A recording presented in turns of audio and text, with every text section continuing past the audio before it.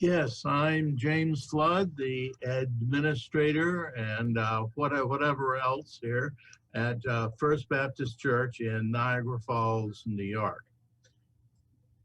So let's start today with a psalm of thanksgiving from the Hebrew Scriptures.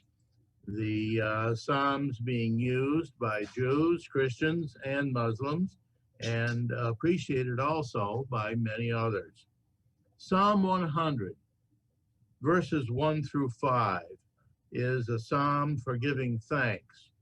Make a joyful noise to the Lord, all the earth. Serve the Lord with gladness. Come into his presence with singing. Know that the Lord, he is God. It is he who made us, and we are his.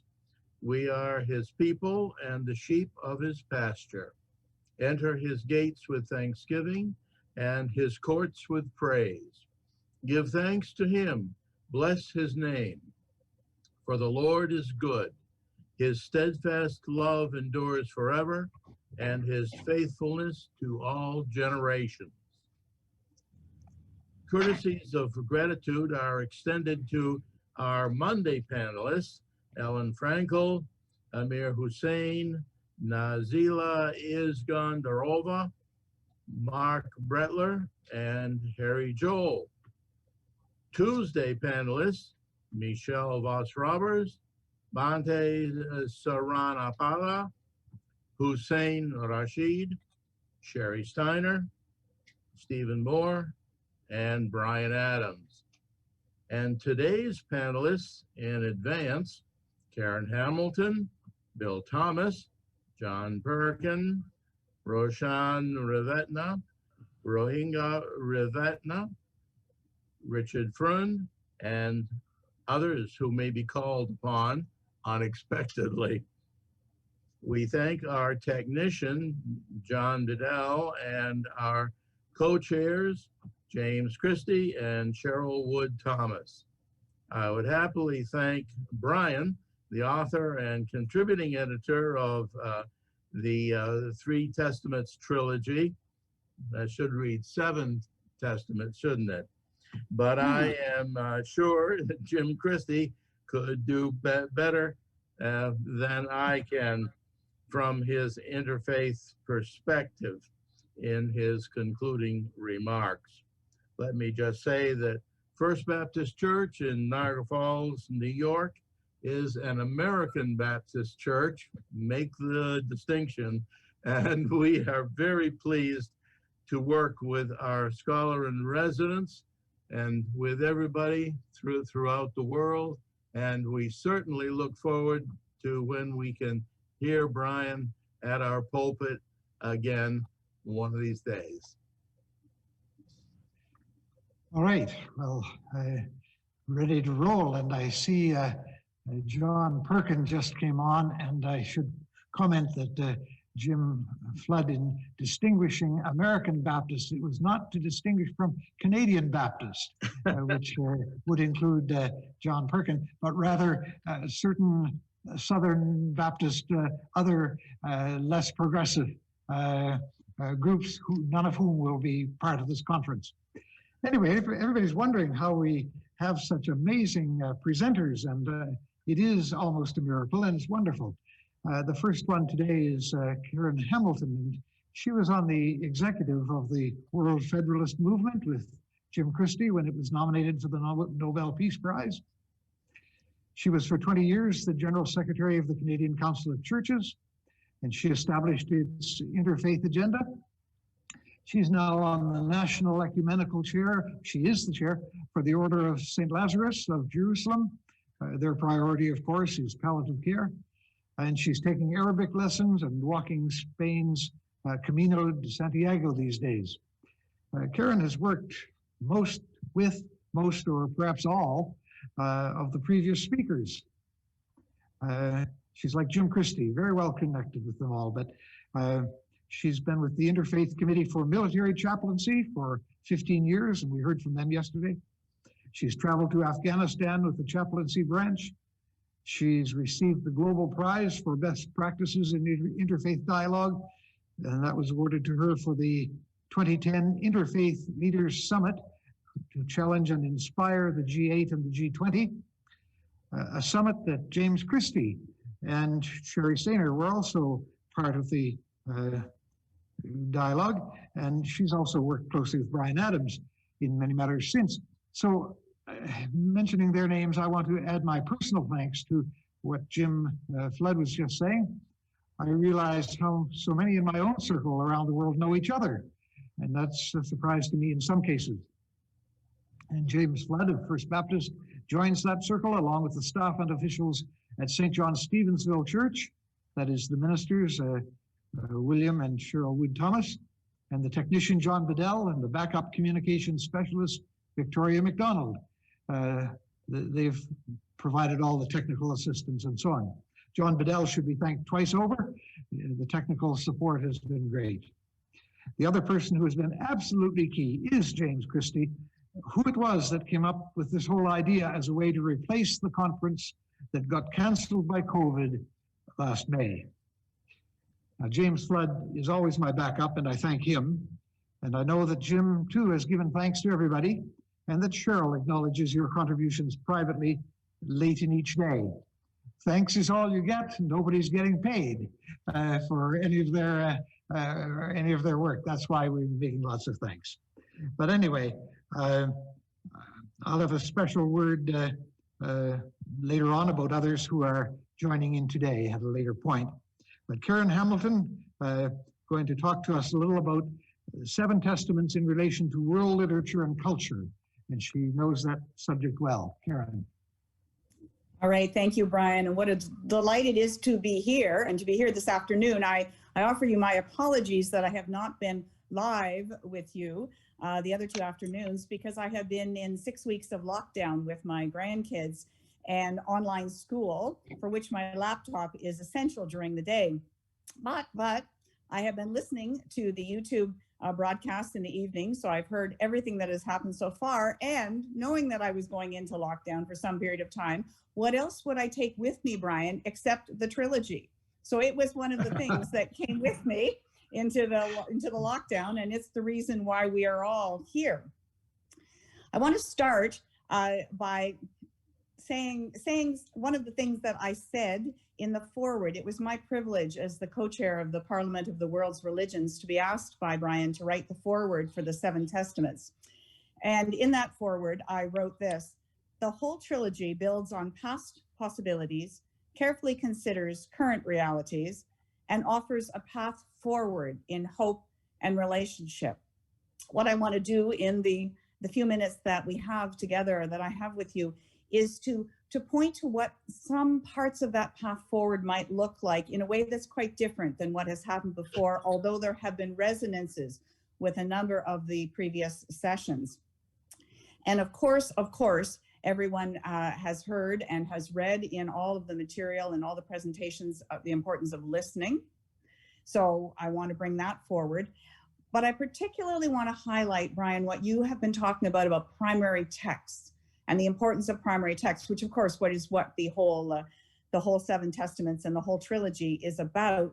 But I want to do that with some very different kinds of primary text, but I'm using your work as the inspiration, and I want to draw the resonances and the connections between what you have done and some accompanying pieces that have to do with world literature and culture.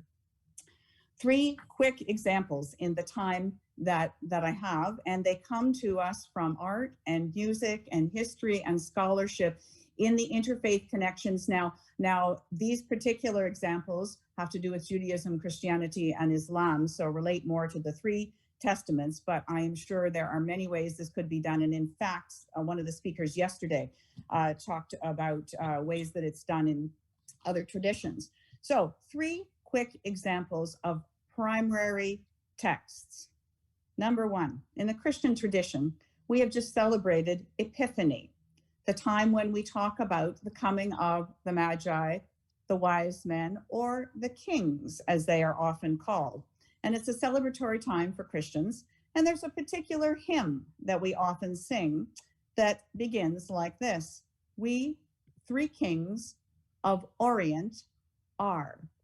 bearing gifts we traverse afar. It was written in the 1850s in a time of Orientalism, and it was said on Monday that we are well past the age of Orientalism and all its flaws. And I would say, well, sort of, perhaps, but in a backwards kind of way. I think we're not actually as far past it as we wish that we were. Because, and here's where the first primary text comes in, it's an art text. There is a mosaic of the Magi, and I think, Brian, you know it well, and in fact, it showed up in one of the reviews of the book, of the trilogy. It showed up in one of the books written by you, James Christie, actually. It's a mosaic of the Magi that is in the Basilica of St. Apollinare Nuovo in Ravenna, Italy. And it comes to us from the 5th century. The Magi are presented graphically, but they are presented in their Phrygian caps and their very Eastern dress.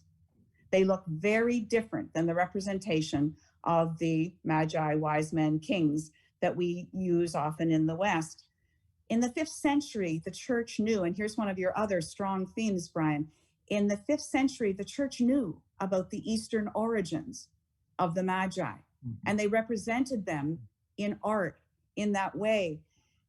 And it was also that very same representation in another mosaic, which was over the main door of the Basilica of the Nativity in Bethlehem. It's now missing, it's gone, and no one knows where it went, but it was very, very, very similar. And we know that from contemporary writers, from what you might call primary texts of the time. But that's a key primary text. And yet, in the West, we still are presenting the Magi, which the early church knew were Eastern. We're still presenting them in very Western ways.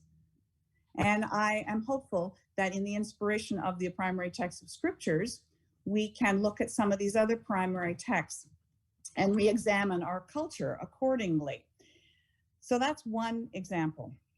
A second one also comes from literature, this one, but in a really loose sense, using the term very loosely. But some of you will remember this little ditty or rhyme for my second example.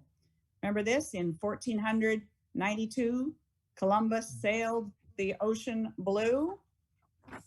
But why? Why did he sail the ocean blue? Well, I was taught in school, as I expect many of us were, that it was to open up a trade route west to the Indies and to get, loot, not to put, too fine a point on it, for all those involved.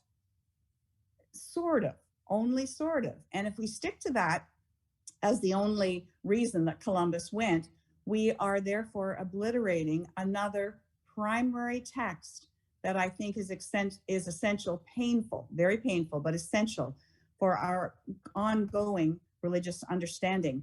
And that primary text is the writings of Christopher Columbus.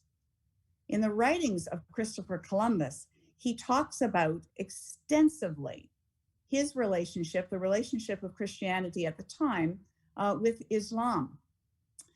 And so that what was happening was Islam and Christianity were in competition. Islam had good control of most of the trade routes in the eastern part of the Mediterranean. So the Christians' only choice was to go west, but they did it out of competition and yes, for financial benefit. However, Christopher Columbus, in his own writings, which are not covered in any education system that I am well aware of, Christopher Columbus makes it clear that how he sold the project to Ferdinand and Isabella, who were in the process of the Reconquista and taking back Spain from Islam, how he sold it to them was that the money was going to be used for a new crusade. It was going to be a new crusade to recover Jerusalem and to obviously engage in violence against the Muslim folk who were living there. That's why he went west. But there's more to it. The crusade didn't happen, of course, we know that, but that was the point. But there's more. As Western explorers continue to go west, and we do in the past decades, have a much better understanding of the incredible devastation that was wrought on the indigenous peoples, as the Western imperialists just thought they could take everything and kill anyone and everyone in their path. there's another part to this, which the primary texts make clear, but which we have not known well. And this is very new in scholarship. And so I'm hoping it will go further and do that quickly. And I have many questions, and there's a lot of thinking that needs to be done. But because Christianity had a very long-standing relationship with Islam at the time of Columbus, and Europe was very, very well aware of Islam, and sometimes the rulers actually exchanged gifts even. Because of that, and a perception of Islam that Christians had as the other, that perception of the other was taken into the New World, as it was called, into North and South America, as we called it, by those explorers. And so that Cortez, another one who wreaked havoc, death, and destruction, Cortez, when he encountered indigenous peoples in this new part of the world, in their minds, new part of the world, he called the indigenous people Moors. He called them Muslims. That's what they were called. And what happened then was a relationship of some tension and antipathy was placed onto the relationship with the indigenous peoples in what became North and South America. And so it started out as a complicated, hostile relationship because this understanding was taken with it. So what has that meant for a relationship in the West with indigenous peoples to this day? This is the kind of exploring and the kind of research and thinking and deep conversation that needs to be happening, again, based on primary texts from the explorers at the time. Third example is one that is more familiar, Al-Andalusia. For 500 years, more or less, dates are a bit fluid, there was a relationship of tolerance, respect, understanding in southern Spain. More or less, it was not as idyllic as sometimes it's pretended to be. There was certainly a conversion stream to it on everybody's side. But Jews, Christians, and Muslims lived together in some kind of relationship. Their primary texts were their own scriptures and the scriptures of the other faith traditions with which they were in dialogue. The scholars, the Jewish scholars knew the Christian text and the Muslim text, and the Christian scholars knew the Muslim text and the Jewish text, and the Muslim scholars knew the Christian text and the Jewish text. And they read them in the original languages, so they were working with the primary texts. They had tense conversations from time to time, but the debate and the discussion was well informed, and it was based out of a knowledge that was deep and extensive. They did, Brian, they had the text side by side before them, not with the sense of sharing, that's important, more with the sense of comparing, and maybe we can convert a few along the way, but they knew the material. And that, I think, has been lost. And so another piece of the primary text we need to be working with is the knowledge that people could read the primary text of the others. So I want us to take that forward with us in your inspiration and know that there is this kind of parallel track through art and music and culture and history. And as we go forward to build the next steps, knowing that some of these past things like Al-Andalusia were fragile. You know, we need to continue to be inspired and to inspire and to do the things that will keep it strong, but also look at the primary text in a different kind of way together. So to the next 500 years and beyond. Thank you all. Thank you, Brian. Well, thank you. What a tour de force. Right. William Thomas is my minister, or one of them. He's mentioned in my will, but only to the extent of being the one who will bury me. He doesn't get anything. Bill is our lead in the Embrace Center storefront mission in Fort Erie, Canada, and he serves with his wife, Cheryl, at the St. John Stevensville Church, where my family often attends. It was mentioned that Cheryl is a fellow of the Royal Society for the Arts, and so is Bill, thus honored for community leadership, but they are the first couple to be so honored in the 250-year history of that leading British society. When First Baptist Church, on the other side of the border here, hosted the de rigueur upstate New York premiere of my play, Three Testaments, Shalom, Peace, Salam, Bill asked about its intended use. I told him it could be staged maybe here and there, but it would be mainly used, one scene per day, as cold readings by interfaith classes at seminaries and universities, as Three Testaments was being used. With a background in drama and a degree majoring in comparative religion, Bill said, what you need now is a play based on your Four Testaments, the Eastern side of the thing. So he did that, just like that. The script is available online from stage plays in England, but the manuscript appears in Four Testaments. Tell us about the play, Bill.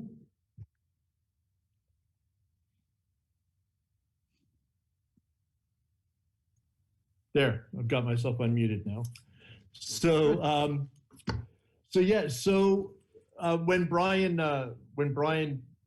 when I saw the Three Testaments staged, Shalom, Peace, Salam, and knowing that Brian was writing Four Testaments, I did indeed think that it was that it would be beneficial to have a similar kind of play in a similar kind of structure to accompany Four Testaments, to kind of introduce some of the ideas, the themes, and the connections between the four traditions dealt with in Four Testaments.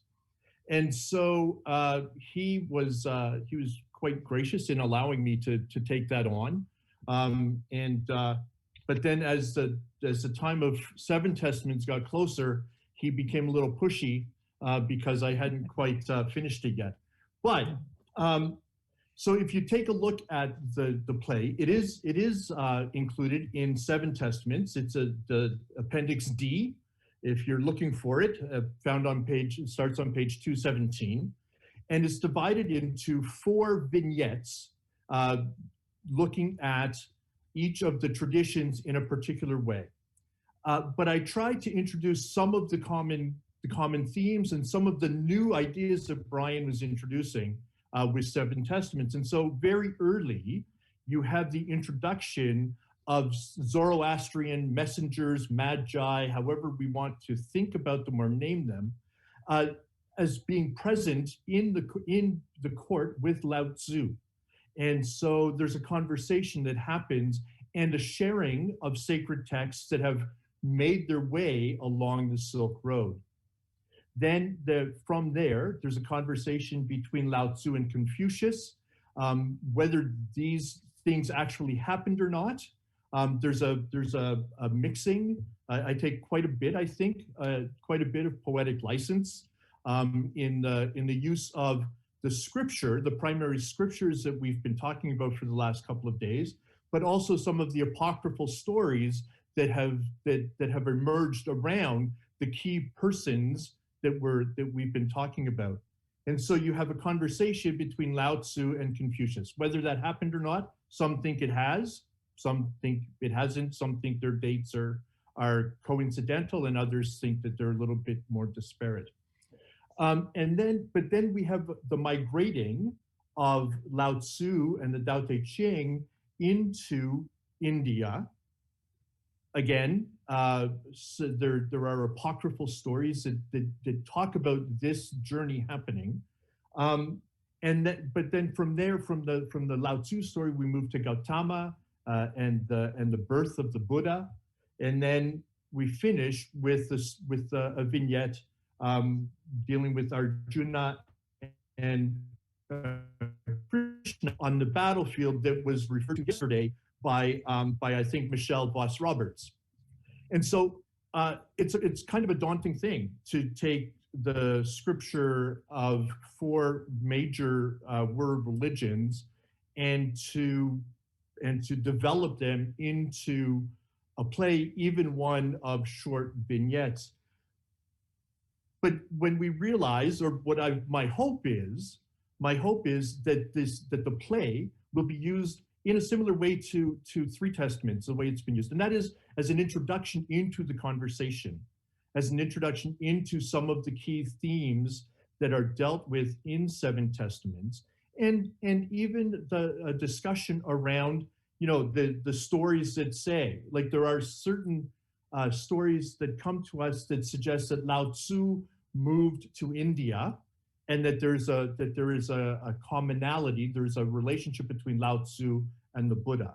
There are other stories that talk about the Buddha moving from India to China, and again, a relationship between Lao Tzu and the Buddha, and some have even suggested that they are the same person. How do we have those conversations, and how do we enter into those conversations? What are the doors that we can open? My hope is that this play would be an opportunity to engage in some of that conversation. Now, of course, when this was going to be a live event last May, the hope was that the play would be staged in the evening so that after the events of the day, we could have gathered to enjoy the performance of the play. That didn't happen. It is still hoped that at some point in the near future, when we don't have to worry about numbers of people who gather together, and when we can actually speak to each other without having to don masks. Now we're told to don 2 masks. But when we can do that, it's hoped that we can have a dramatic reading of the play that would then be available to for use in the class, or for study groups in hopefully in churches and other faith communities. Now, Brian said that the play, and I reiterated that the play is printed in its entirety in 7 Testaments. But if you were interested in ordering copies of the play for students to be able to take a look at, I just put it up on the chat. That is the site, the Stage Plays link to the play, and it's available. I think it's like $8 a copy or something like that. And so feel free to order it. And if in your use of the play you would like for me to speak to it, I would certainly be happy to do that. And my information can be garnered from the record of this event. I think that's it, Brian. Thank you very much, Bill. And I'm going to ask John Bedell. He doesn't speak very often. He's the technician and the administrator. But if Bill gets this play staged somewhere, either in Fort Erie or at Emmanuel College in Toronto or somewhere, are we going to get it videotaped? It will be recorded and duly made available to the world. Marvelous, marvelous, marvelous. Okay, all right. Well, we're moving on. John Perkin was a teaching chaplain at Canada's Mount Ellison University in New Brunswick when he triggered my realization that the Gatha poems of Zoroaster in the Avesta scripture were the first instances of apocalyptic literature in the world. They were followed within a generation or two by examples in that genre found in the Hebrew Torah, in all 4 of the Eastern scriptures of our 7 Testaments, and eventually in the New Testament and in the Quran. All similar to the Zoroastrian original stories of creation, a link which is especially powerful in each apocalypse. John comes to us today from Ottawa, Canada's capital, where he has recently accepted a call to the splendid downtown First Baptist Church. I describe it as historic and as progressive as the First Baptist Church where I work in New York. Over to you, John. Thank you, Brian, for inviting me to be part of this event. My association with Brian goes back a few years, and many more conversations around world religions, origins, and manifestations. Some of these conversations revolved around my academic area, apocalyptic studies. And in that context, I should note at the outset, while Brian has given me a title that links apocalypticism to Zoroastrian texts, I am not a scholar of Zoroastrianism, so the title might better be expressed as Zoroastrianism and apocalyptic literature, which I will speak to today. I will admit to feeling a certain sense of intimidation by the level of scholarship that's preceded me in this event. Well, I spent almost 30 years teaching at a small liberal arts university, Mount Allison, in the areas of religion, text, culture, and history. I'm not a published scholar. However, as chaplain at that same university, I spent considerable time working in a multi-faith context, facilitating interfaith dialogue and coordinating multi-faith events. I recall some very interesting evenings in the basement of the university chapel discussing prayer, ritual, sexuality, food, meaning, ethics, vocation, and a whole lot more with students from a wide range of religious backgrounds. In fact, it was just about 4 years ago on this date that I brought together a number of students of Hindu, Buddhist, Sikh, Muslim, Shinto, Jewish, and indigenous backgrounds, along with Christian students of Protestant, Orthodox, and Catholic traditions, to plan and lead a prayer vigil to a packed chapel following a horrible shooting at a mosque in Quebec City. It's good to talk across the faiths, and even better, to work together across the faiths. But of course, that can only come from conversation, and a conversation rooted in mutual understanding of and appreciation for one another, which comes from knowledge about different faiths. It was also just over 4 years ago that an American president was inaugurated into office, beginning a period in American history that many, and perhaps even most of us, watched with a mixture of fascination and horror, culminating in the events of early January of this year, when a mob of right-wing extremists temporarily took over the United States Capitol building. I mention this because it was the political outworking of extremist views that were developing in the American religious consciousness over the last 100 years, gradually gaining strength and depth. I refer to apocalyptic views, what I have called in my teaching the apocalyptic consciousness or mindset, specifically the elements of dualism that divides the world into the righteous and the enemy as part of a greater cosmic conflict. The apocalyptic consciousness, a highly popular course at Mount Allison, looked at the significance of this area of thought in our culture and traced its history from its origins to the many and varied manifestations in our contemporary world. So ubiquitous is apocalyptic thought in our culture that one of the elements that surprised many students was that apocalypticism was in fact religiously based. The next surprising element was that it was intended not as a prediction of the end of the world, but was instead a poetic mythology about meaning, a mythology that presented a new theodicy, or a way of finding God in the midst of suffering. And the third surprising element to my students was that the word apocalypse in its origin did not mean the end of the world, but rather referred to a literary work that was intended to be an unveiling or disclosing of an eternal truth. In other words, a revelation.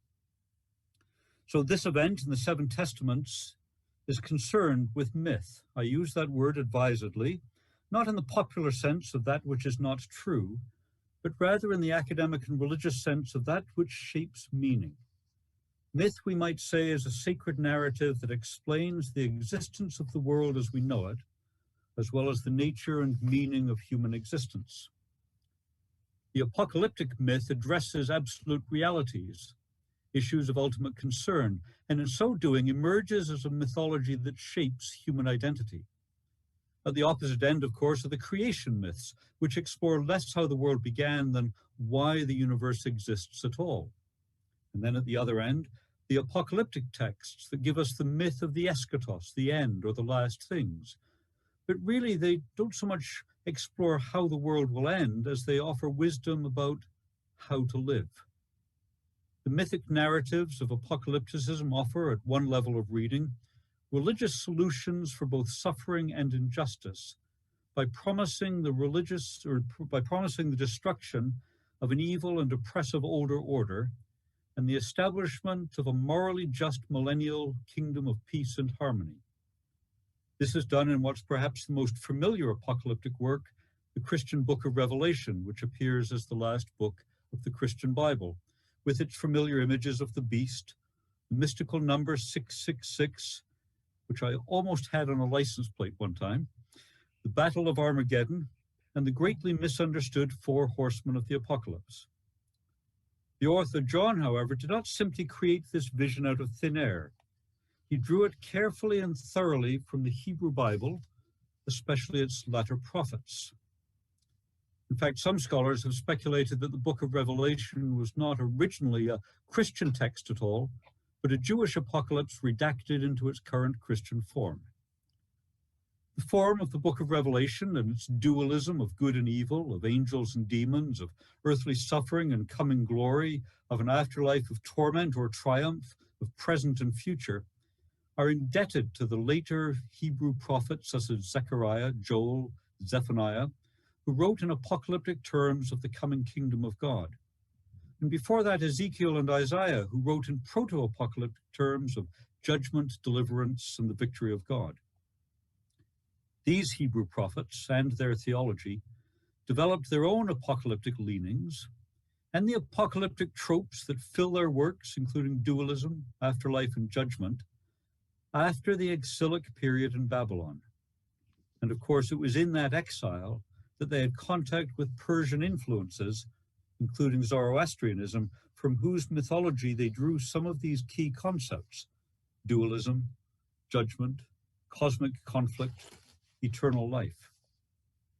It's at the very basic level of myth and the dramatic, picturesque, and poetic language through which myths are given literary expression that we find connections across world religions. And as work such as Seven Testaments is done to explore where those myths originated, and whether from a single source as we consider commonalities of origins and endings, creations and apocalypses, we also consider commonalities of meaning, identity, and purpose, the ultimate truths to which religions give expression in their different testaments. So thank you for this opportunity to speak, and thank you for bringing together not only the Seven Testaments, but an exploration into their common origins and shared mythology around both the beginning and the ending of the world, indeed the beginnings and the endings of our lives, and more particularly, the meaning we invest in them between these points in time. Thank you. Thank you very much, John. You've been an inspiration to me. Jim Christie is going to do a little bit of questioning and answering that we want to get right to. So Jim, go right there. Thank you very much, Brian. As many of you on the conference over the last couple of days know, Brian and I both come out of the Reformed Protestant preaching tradition. And one of the challenges in getting to know any congregation, frankly, is to explain to the people in the pew some of the subtleties, let's say, amongst the various books and collections of books in the Tanakh and in that midrash or commentary, which is what Christians call the New Testament. Now, one of the puzzlements for people is the difference between the major prophets and the minor prophets. And it was always important to explain to folk that the major prophets weren't major prophets because they wrote major books, and the minor prophets weren't minor prophets because they wrote minor books. Rather, the major prophets were major prophets because they wrote big books, and the minor prophets were minor prophets because they wrote little books, well, by comparison. But the significance was extraordinary in each of the collections of prophetic texts in the Tanakh. And in many respects, that is, by analogy, what we are addressing during the course of these days. This is the Seven Testaments trilogy, the Seven Testaments for the UN project. And by definition, those Seven Testaments incorporate some of the largest of the world's religions: Islam, Christianity, Hinduism. By the same token, it needs to be said that some of the seven texts are not perhaps, or testimonies, belong to peoples who are not necessarily large numerically, but large in impact. And of course, there I refer principally, but not exclusively, to Judaism. We were very well aware in building this program that we were simply not going to be able to address all of the faiths extant in the world. Now, there are world religions in terms of simply the size, the numbers of adherents to those faiths, but there are other religions which are present around the world.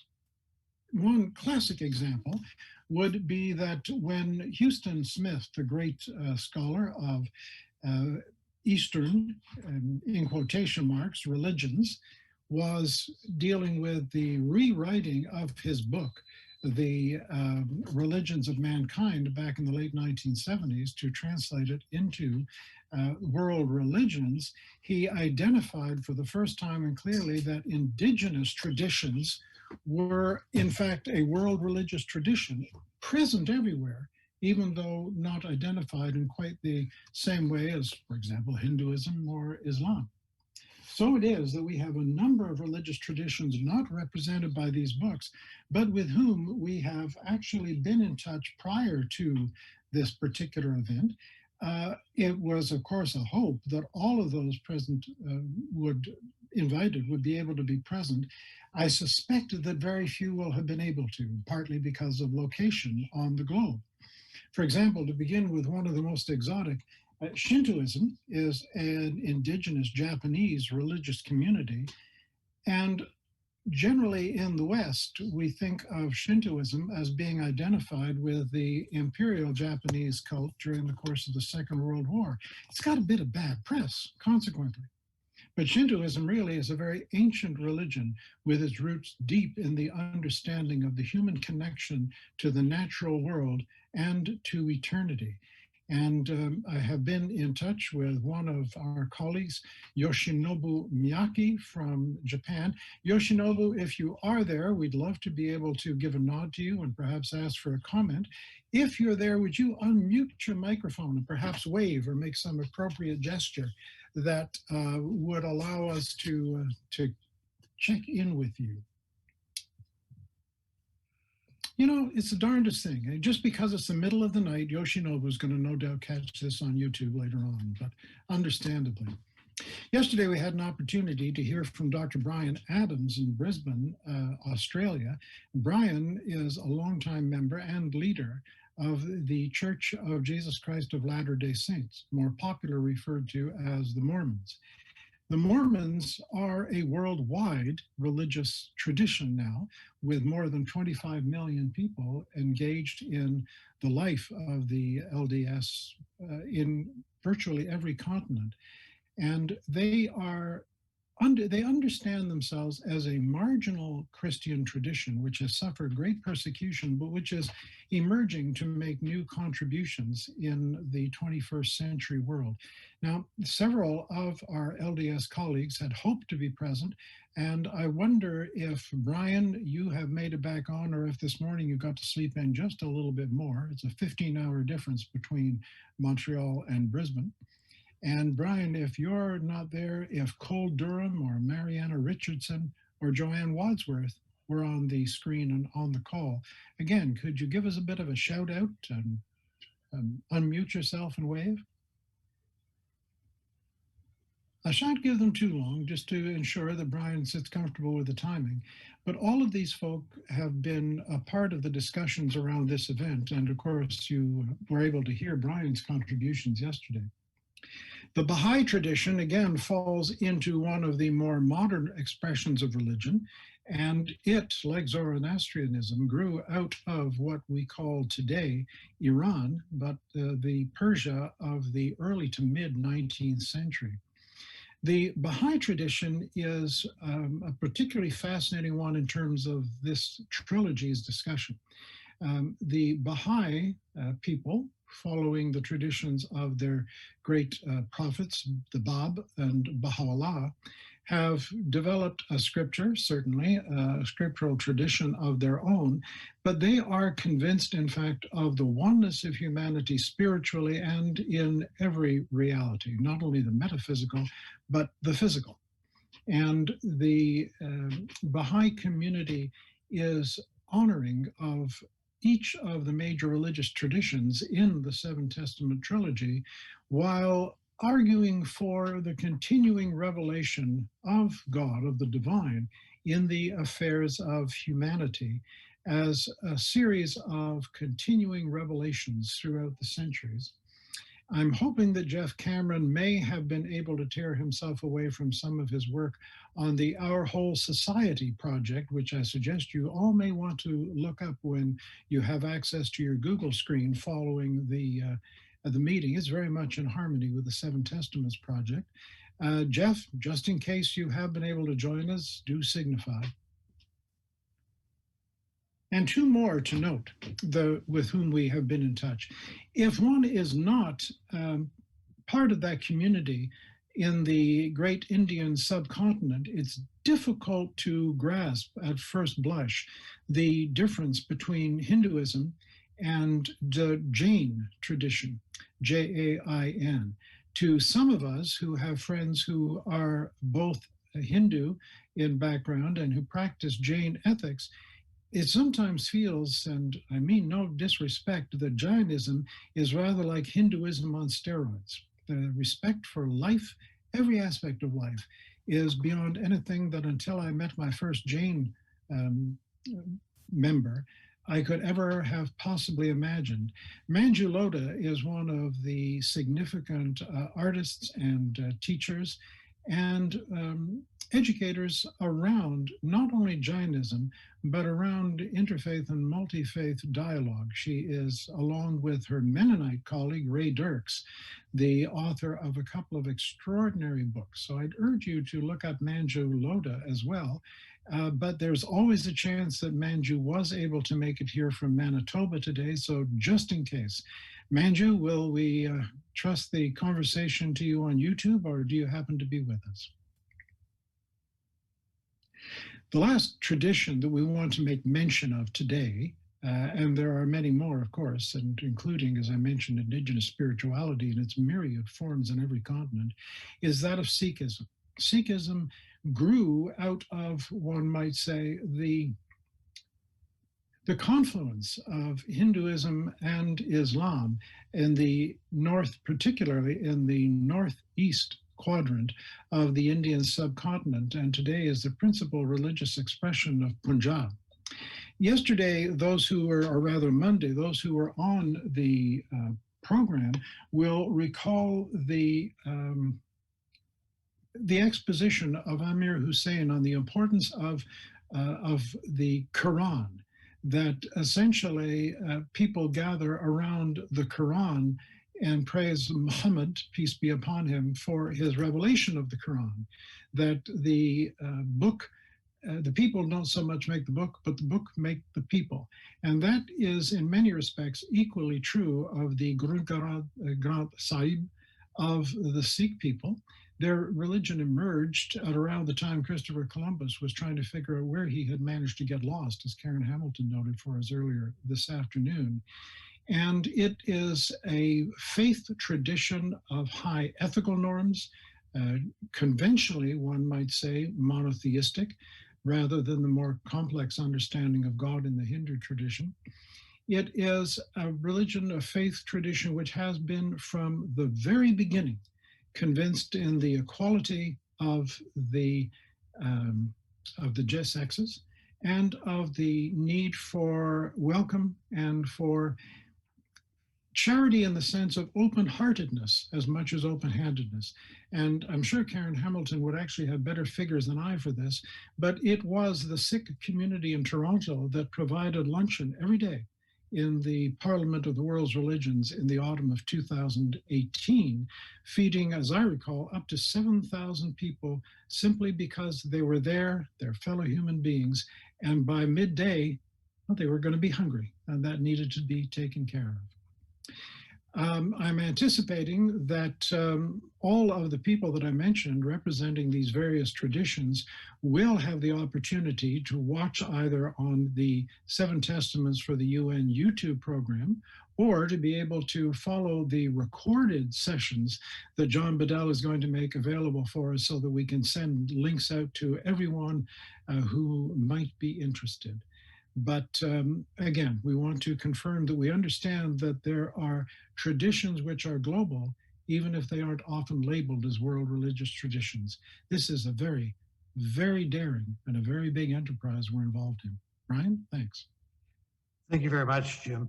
And Jim and I agreed that we wanted to take at least a moment to recognize with respect those very important traditions, very significant traditions, who are not represented in the 7 testaments of world religions. One of the things we would have drawn out from them had they been able to speak with us is the connection. For instance, the Latter-day Saints have the Book of Mormon, but they also have a connection to the New Testament and the Hebrew Scripture. There is a connection there. And in each of these cases, the Jain and the Hindu tradition are connected. And in Sikhism, Islam, as well as Hinduism. And so the roots go back. And from my little perspective, the Zoroastrian influence, which is found in all 7 world religions, is also found in those latter derivative, you might say, religions as well, which bring their great gifts. And we wanted to respect that as we were preparing for this. But this has been wonderful. 99%, I suppose, are of those participating are from one of the 7 religions that we regard as world religions. There are a few great things to come. Ending our conference on a couple of high notes from Zoroastrian friends, and preparing for an expedition to verify our identification of Zoroaster's tomb in Afghanistan. It's almost obvious what I think would be needed now, and that would be a new volume containing ancient primary scriptures with indigenous art and Wicca and Shinto and Jain texts, the press maybe expert commentary in one part, and also Sikh, Mormon, and Baha'i text. That would make a nice volume. It would be about 800 pages, a tad thicker than 3 testaments, and it would be good to see those scriptures and available together. It might have a Unitarian introduction. It would likely be published by Rowman and Littlefield. It might have a title like 7 Other Testaments or 7 Original Testaments for a New Age. I think we want to somehow be thinking about that a little bit. The religious heritage of the world is not comprehensive without the testimonies of those religions that are still smaller, but very important traditions, and all with important elements to contribute. Some of them regarding themselves as essential. However, when Rowman and Littlefield published my 3 testaments, the first of the 3, with the primary scriptures of Abraham's family plus expert commentary, better scholars than I am around the world began hitting their heads and saying, why didn't I think of that? What a good idea to have those 3 together, the Torah, the New Testament, and the Quran, Abraham's family scripture, together. Why didn't I think of that? Well, here we go again. The success of the 7 Testaments trilogy makes the proposal for 7 more in 1 volume a no-brainer. And so I'm not authorized to speak on behalf of Rowman and Littlefield, but the floor is open for nominations or volunteers to edit this work. Any scholars here who might be interested in participating in a project like that, please say so with your name and your email address in the question box or chat box below. And one of us, probably co-host Jim Christie, who's been handling question and answers, we'll get back to you in due course, and we'll see if there's interest in somebody doing that kind of a collection. Well, I've got now just a minute to answer one little other question. No, I think I'm going to have to pass on it. There's been a question about Zoroaster being born 6,000 years before the Trojan War. It was first mooted by a Roman historian by the name of Lucius. I'll just say to you very quickly, primitive peoples nearly all measured time by the moon, not by the sun. And when you have 6,000 cycles as the date that something happened, if it was really early, and this is where Lucius made his mistake, it's not in the solar year, it's in how many moons was that. And so 6,000 cycles of the moon prior to, after the Trojan War, you add those 6,000 to the date of the Trojan War, and you get up to 7,200. And because it's moon cycles, what you have to do is simply divide by 12. And what happens when you do that? It comes right out almost exactly around the year 600 BCE in terms of solar measurement. And so there is no sense to the idea that New Age and some other people say that Zoroaster was 6,000 solar years before, rather 6,000 solar years after the Trojan War. Just know what kind of a time system they were using, and the time system works exactly with the time system that we are using. Now that's enough of that. I think what we need to do now is hear a little word from Cheryl Wood. I think we're ready for that, yes. And I want her to take a little time with us to tell us how the project's going from the perspective of the publisher. And then we will have some very, very interesting things from our Zoroastrian friends. Finally, with Richard Frund about the quest for the location of the Tomb of Zoroaster. Cheryl. Good afternoon, friends, and it is here we are at the day 3 of our time together. It just seems like there's so much information being shared that we could have gone on for weeks, but 3 days is our time period. And as you know, this has been a wonderful way to celebrate the United Nations Week of Interfaith Harmony, and the theme this year was extending our embrace. And I think that is definitely what we have been doing over the last 3 days, extending our embrace of one another and honoring one another's beliefs and religious backgrounds, and learning more from one another and about one another. So it's been a wonderful week for me, and a good start to the week of harmony, to extend it year round. I wanted to let you know that I have sold 30 sets of the Seven Testament trilogy, and which means I am falling short of my 100 set goal. So you get these 3 sets, and while I would encourage folks who are particularly teaching courses and want to use these resources, that they get in touch with me sooner than later. The best rates that I can give you will be during this particular week. But also, I just wanted to note, for folks who believe that this is a worthwhile project and a worthwhile piece of work to be about, I would encourage you that you might want to just purchase a set and donate it either to your local chaplaincy office, either at the airport or with the military or in a hospital. One of the ways that we were able to make this a free conference is that we were subsidized by the publisher with an eye to being able to spread this work. So I would invite you to do that. I put it up on the screen here. There's a different website for those of you who are in the States, those of you in Canada, and for those of you who are farther abroad than US and Canada, I would invite you to go to the www.roman.com and purchase your sets of books through there. If you're having any issues with it whatsoever, or you're looking at a course further down the road, I'd invite you to just inbox me, and I will share my working email that you can get a hold of me beyond this conference as well.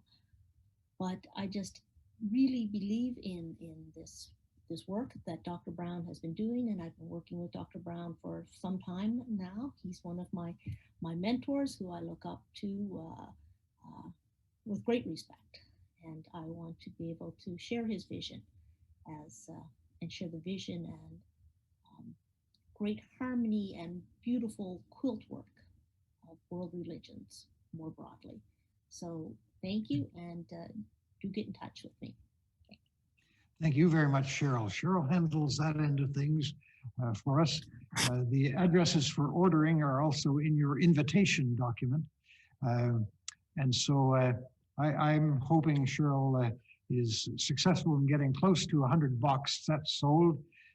Otherwise, the publisher will not be as likely to continue that format available. And I am personally, I know the individual books are nice to have separately or one of whatever, but I see the work as having a public image of its own, saying something that these belong together, and that there are various places, whether in airport chapels or military bases or wherever, I think they should be together, and I want the publisher to continue to make that possible. So if some of you could help Cheryl out by, and I should tell you, at the price they're offering, the discount price of $100 for the box set, none of us are making any profit. That's a publicity thing that the publisher is doing.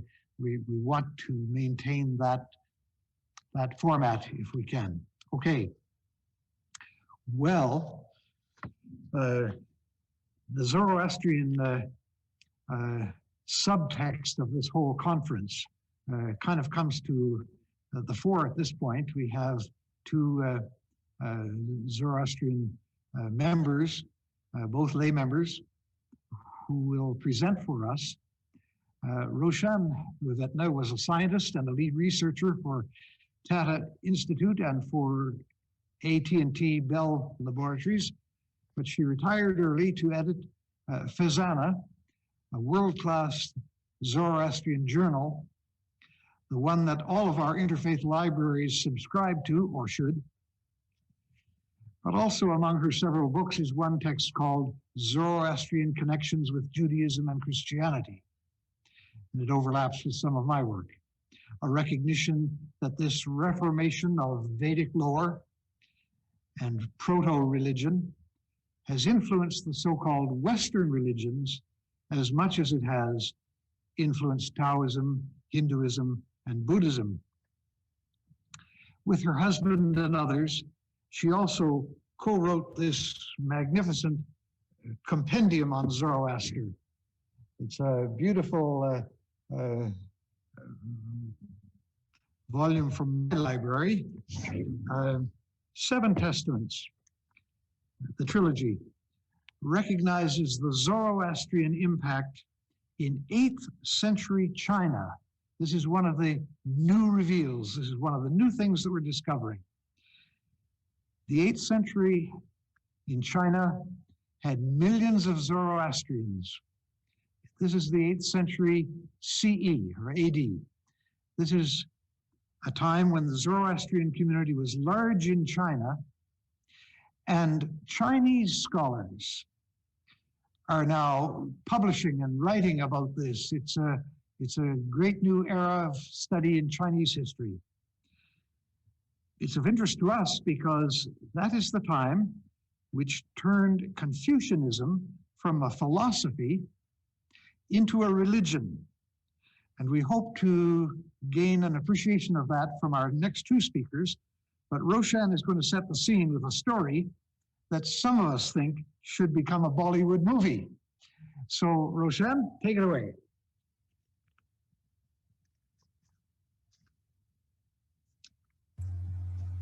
Okay, so Brian, thank you so much, Dr. Brown, for your kind words.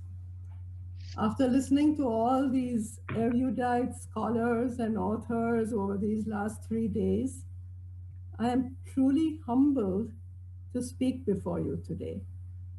My only claim to this honor is that I am a Zoroastrian. But I've really enjoyed listening to all the other speakers.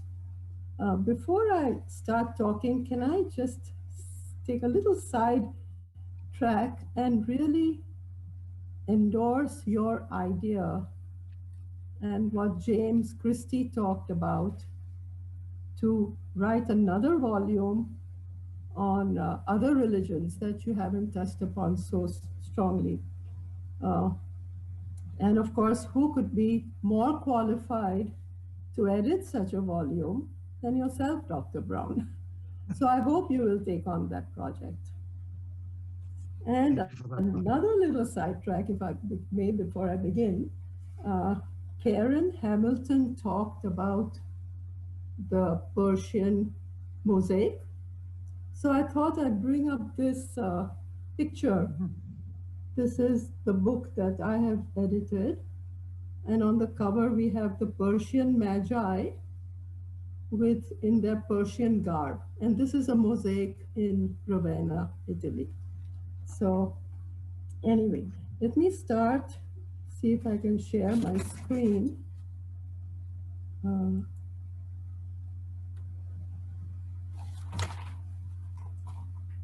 Okay, we have a PowerPoint screen. John, is it available? Well, I'm going to try and share my screen here. Okay.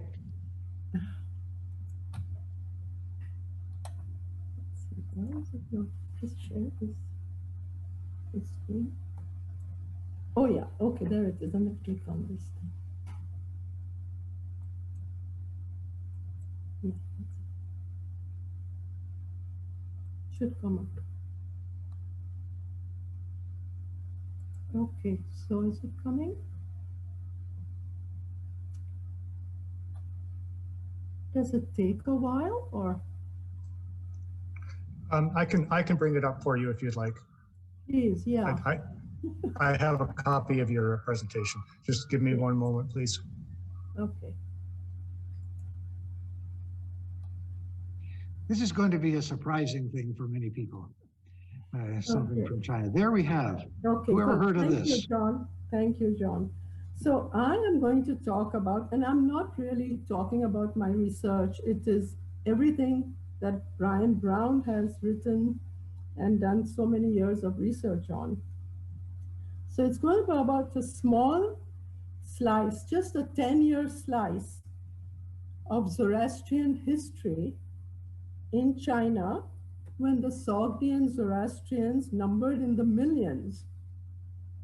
And but these three emperors that we see, these were the three Zoroastrian emperors in China. And unfortunately, their dubious actions dragged the faith to oblivion in the 8th century. So we're not really very proud of this episode, but it's the sad story of our one short period in time in China, just a 10-year period, and I'll go through it. So the next slide, please.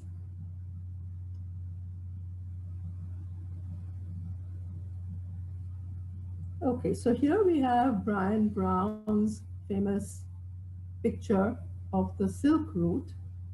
And as you see, the Persian Empire stretched all the way from Greece on the far left, and at its height, it was all the way down to India, to the Indus. So it was during the Acamenian Persian Empire, it was across the whole of Central Asia. And here we see one of the provinces in the middle was Sogdiana, where we see the cities of Samarkand and Bukhara. And the Sogdians were mostly Zoroastrians. The Persian Empire was Zoroastrian. And the Sogdians traveled along this Silk Road all the way to China. And we believe they started as early as the 4th and 5th centuries. Now in this long saga of Zoroastrian history, there were 3 significant events that changed the course of Zoroastrian history. And the next slide, please. 2 of those events are very well known by everybody. First was the conquest of the Acamenian Persian Empire by Alexander of Macedonia. Note that we do not call him the Great. And that happened in 334 BCE. with wanton destruction of the magnificent capital city of Persepolis, when he destroyed the palaces, the treasury, and the library which held the corpus of Zoroastrian religious texts. But soon the empire revived under the Sasanian Persian Empire. Next slide, please. So the second significant event that happened 1,000 years later was the conquest of the Sasanian Persian Empire by the Arabs at the battles of Qadisiyah and Nihawan. And you see them, this is the Euphrates and Tigris in the map here, between the two rivers, north of Babylon. And in these battles and the aftermath, there was slaughter and enslavement, looting, destruction, and taxation on non-believers.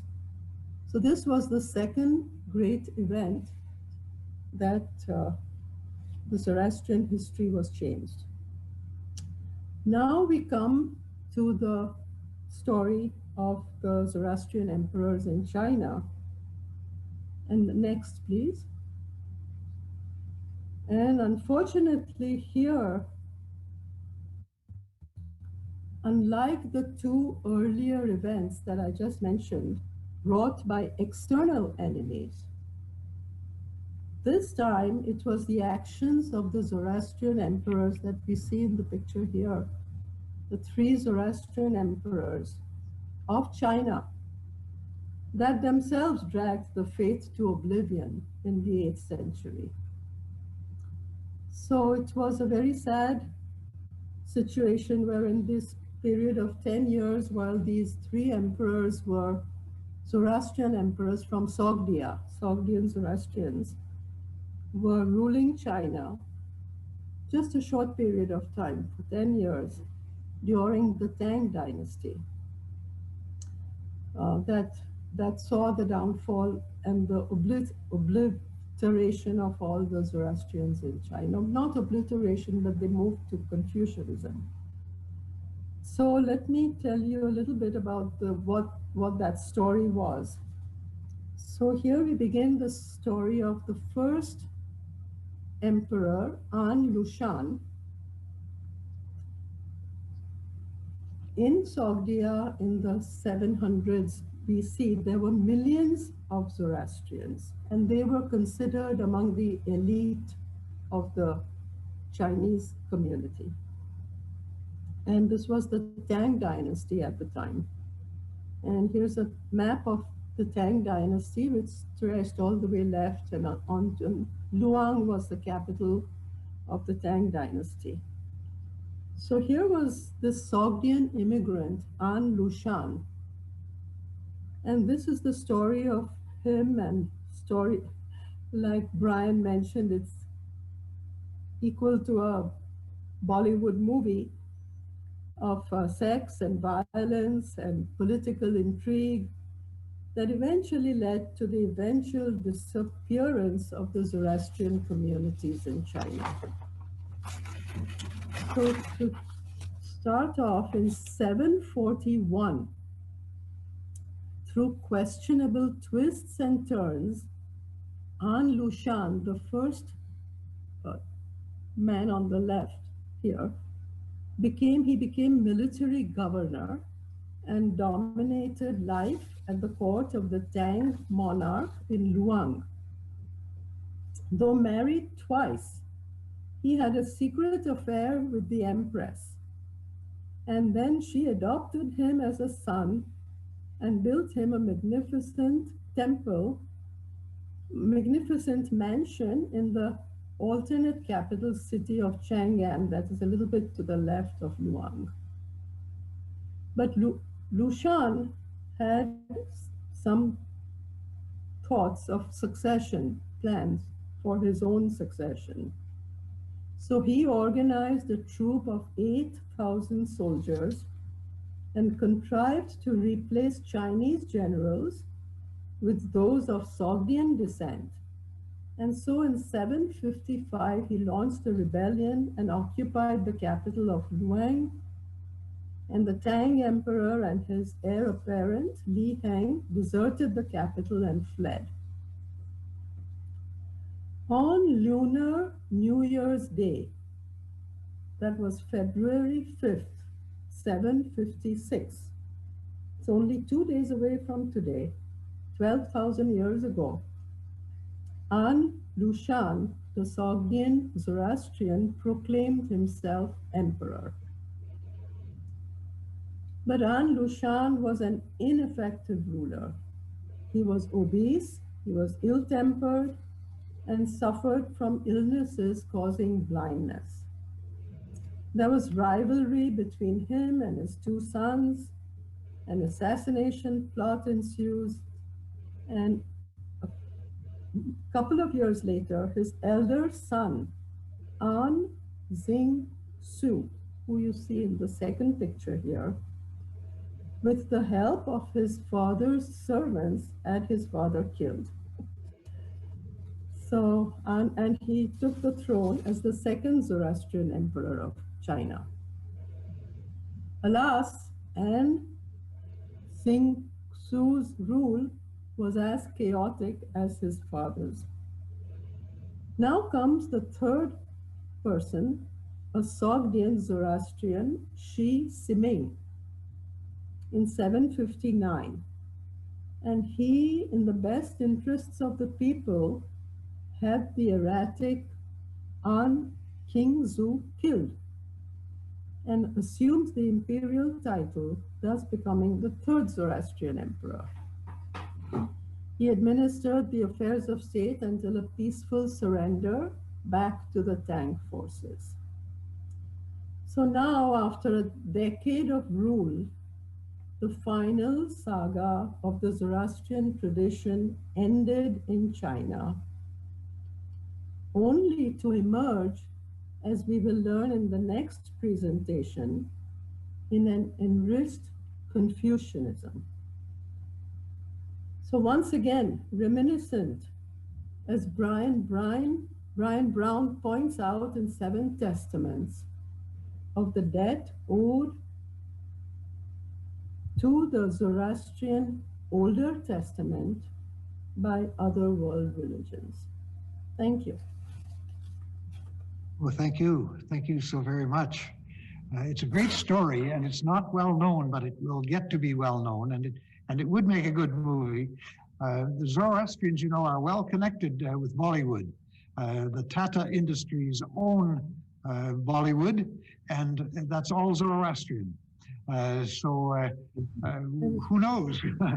However, the point that would be of interest to many people, to summarize extremely briefly, is that Zoroastrianism was the state religion of Persia for 1,000 years. It is wonderful.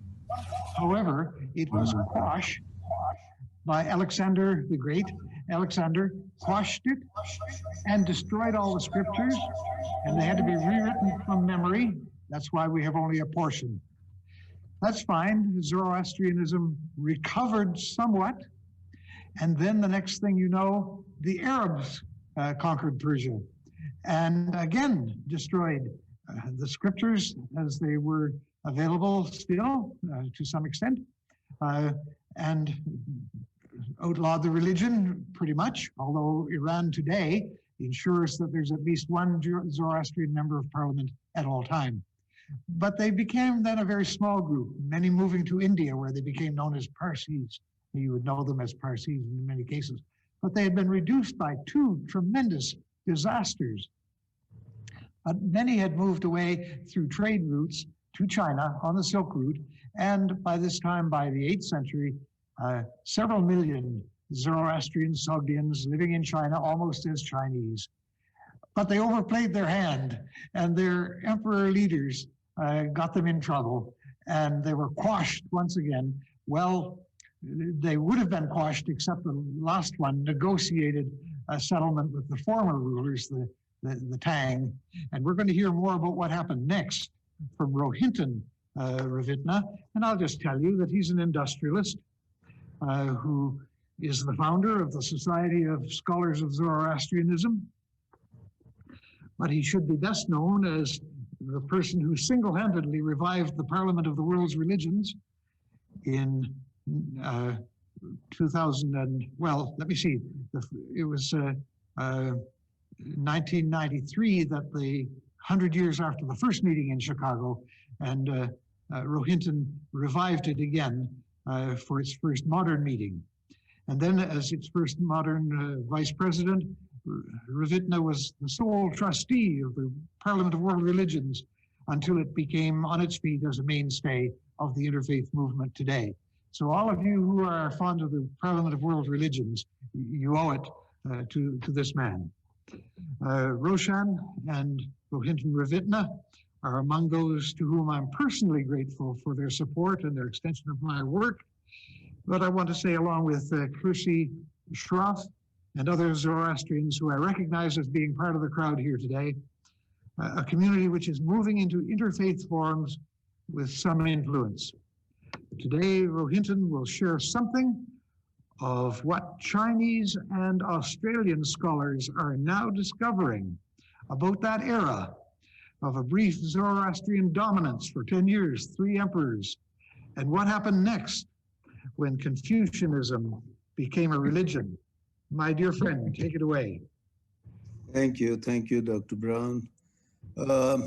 Correction for the Parliament of World Religions. I'm not the sole person. There were many others with me who founded this council for the Parliament of World Religions. You're very humble. You're very humble, but most of us know, or many of us know authoritatively, who was the originating driving force. But we'll leave it at that. Thank you. So it's an honor and a privilege to be part of this august group here today. Let me tell you, Dr. Brown, your visit to Chicago for the Society of Scholars of Zoroastrianism conference as a keynote speaker was a gift to our community. It gave us much insight into our own history and opened our eyes.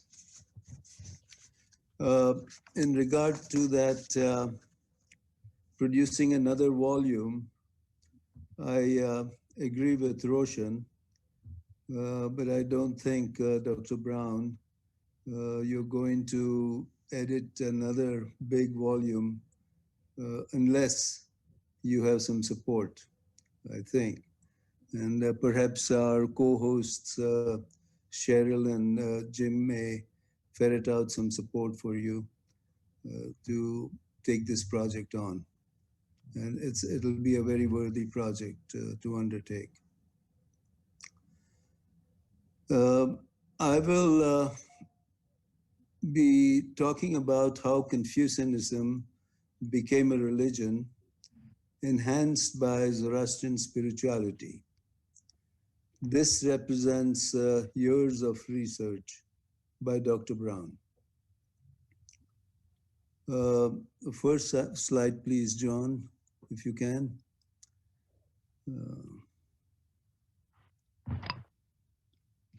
Here's a map of China that Roshan had already presented. During the Tang Dynasty, the ancient capital was Luoyang, right in the middle there.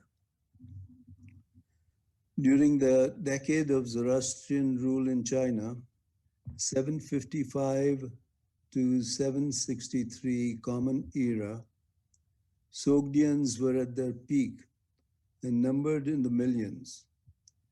They were considered to be among the cultural and commercial elite in China. The terms Sogdian and Zoroastrian is used interchangeably, as the Sogdians were practitioners of the Zoroastrian faith. Slide 2, please, John.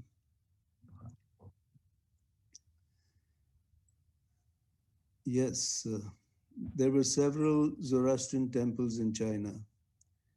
Here we have a picture of one in Beijing, taken from Dr. Brown's 7 Testaments.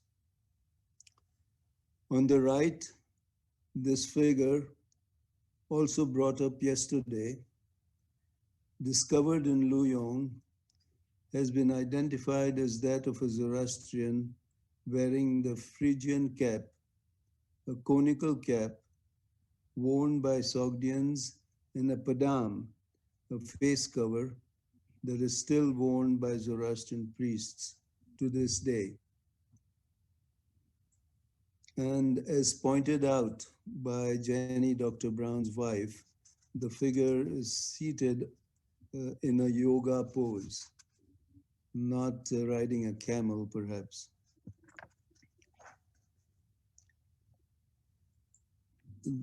You can take that slide off, John, please. Thank you. With so many killed in its decade of rule, well, here is a quote from Dr. Brown. With so many killed in its decade of rule in China, the final world's stage saga of the Zoroastrian tradition ended until maybe the current era in which the small surviving Zoroastrian community scattered around the globe plays a role again in a new axial age, end of quote. Well, Dr. Brown, this is a tall order, but a distinct possibility with the awareness of the ancient prophet's message brought about of late by scholars such as yourself.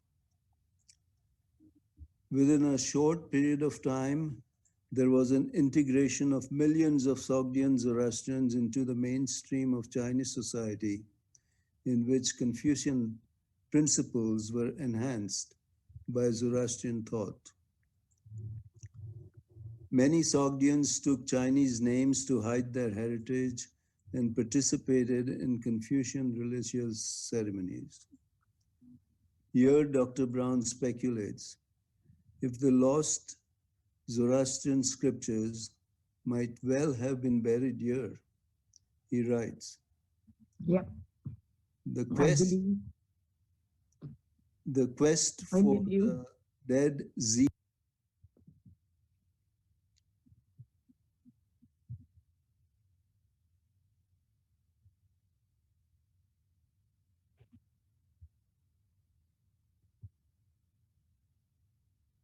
Roynton, you're muted yourself.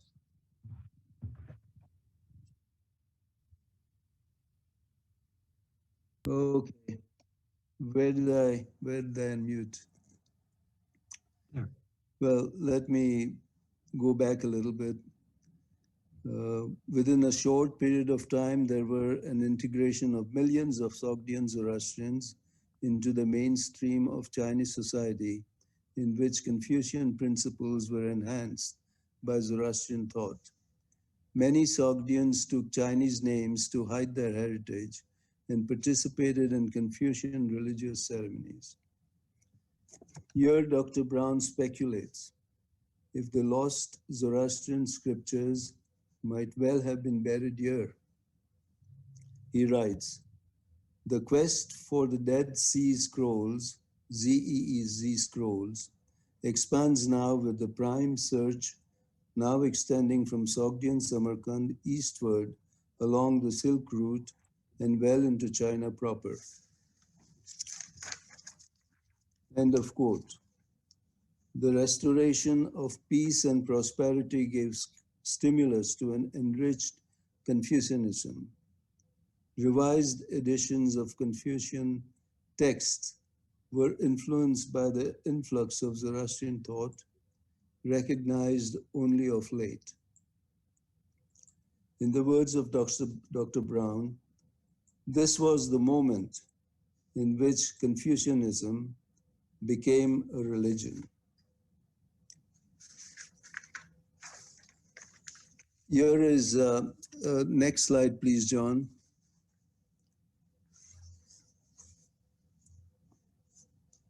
Here is one verse that appears in Confucian temples all over China to this day. Watch your thoughts, they become words. Watch your words, they become actions. Watch your actions, they become habits. Watch your habits, they become your character. Watch your character, it becomes destiny. If we look at the first two lines, one recognizes Zarathustra's teachings embodied in the quintessential triad of humata, good thoughts, hukata, good words, and huvarashta, good deeds. Dr. Brown reflects, these words demonstrate the give and take among religions that have roots in the actual age and aspire to bless each other again in the new actual age with again a certain inspiration rooted in the words of the ancient prophet Zarathustra. End of quote. Thus, it is that Dr. Brown's mission is to find that common thread among religions, to inspire peace and harmony among the faiths. And what an opportune moment to do this than this World Interfaith Harmony Week. We wish Dr. Brown every success. In the words of theologian Hans Kuhn, there shall be no peace among the nations without peace among the religions. Thank you. But Dr. Brown, if I can take a moment more, I'd like to ask for something that we can do at this conference.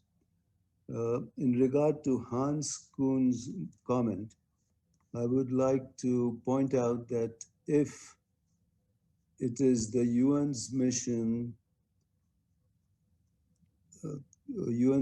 to bring peace in our world, in our troubled world, then it needs to actively involve the religions of the world. Our Zoroastrian community has set itself a task to establish a religious arm of the United Nations. This is an uphill task, but I think it can be done. We need to have one or two country representatives bring this up at the General Assembly. And may I suggest that the group gathered here today may form a task force to work towards the same. Thank you. Okay. Thank you so very, very much. And we'll ask any who are interested to please indicate that in the chat box.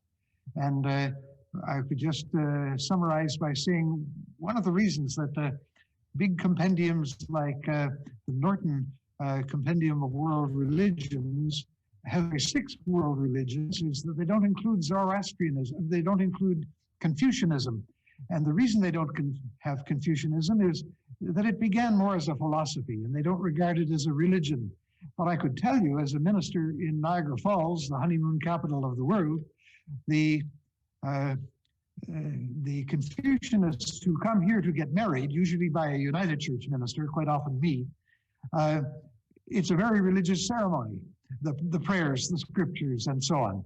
And so we're ready to move on now to look at another aspect of the search for the Zoroastrian roots of all these things in the tomb of Zoroaster. And Richard Frund is going to be leading us in the next little while, next half hour. He is professor of Jewish studies at an endowed position at the new Christopher Newport University in Virginia.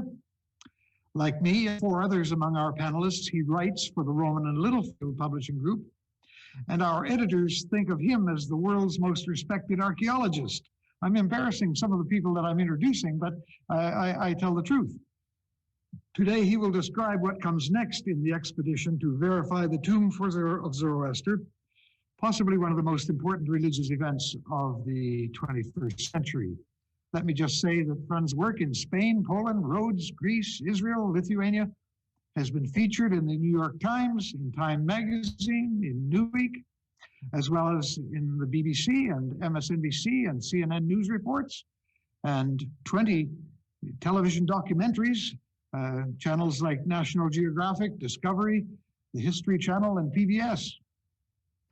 His newest book is on the archaeology of the Holocaust escape tunnels, another exciting new area of study. We're right on the cutting edge through these 3 days. This book is a thriller, but possibly not more so than what somebody, maybe one of you, will write up about his next expedition, a visit to Mazar-e-Sharif, as projected in some detail in the appendix to Seven Testaments. This is an expedition that some of you may be joining. More about that later. Let's hear first from Professor Flood.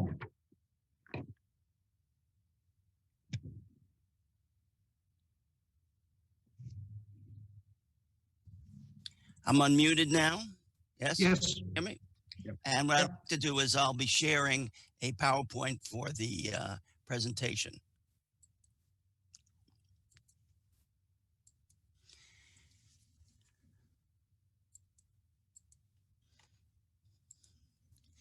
So this is very different than what other people have been presenting, and I really thank Brian for this opportunity. On Monday, you heard from my colleague Harry Joel, who is the geoscientist that we use for certain types of projects with ground penetrating radar. But what I'm talking about is holy archaeology and holy topography, and how we get to the idea that it is possible to locate below the surface without destroying any of the artifacts on top of the surface, to understand what's below the surface. We developed a technique over the past 25 years of what I call an MRI for the ground, an X-ray for the ground, that can be used later, if necessary, to do pinpoint archaeology. But I want to give you a sense of how archaeology is used to understand different layers, different strata of religious institutions that you might be very familiar with.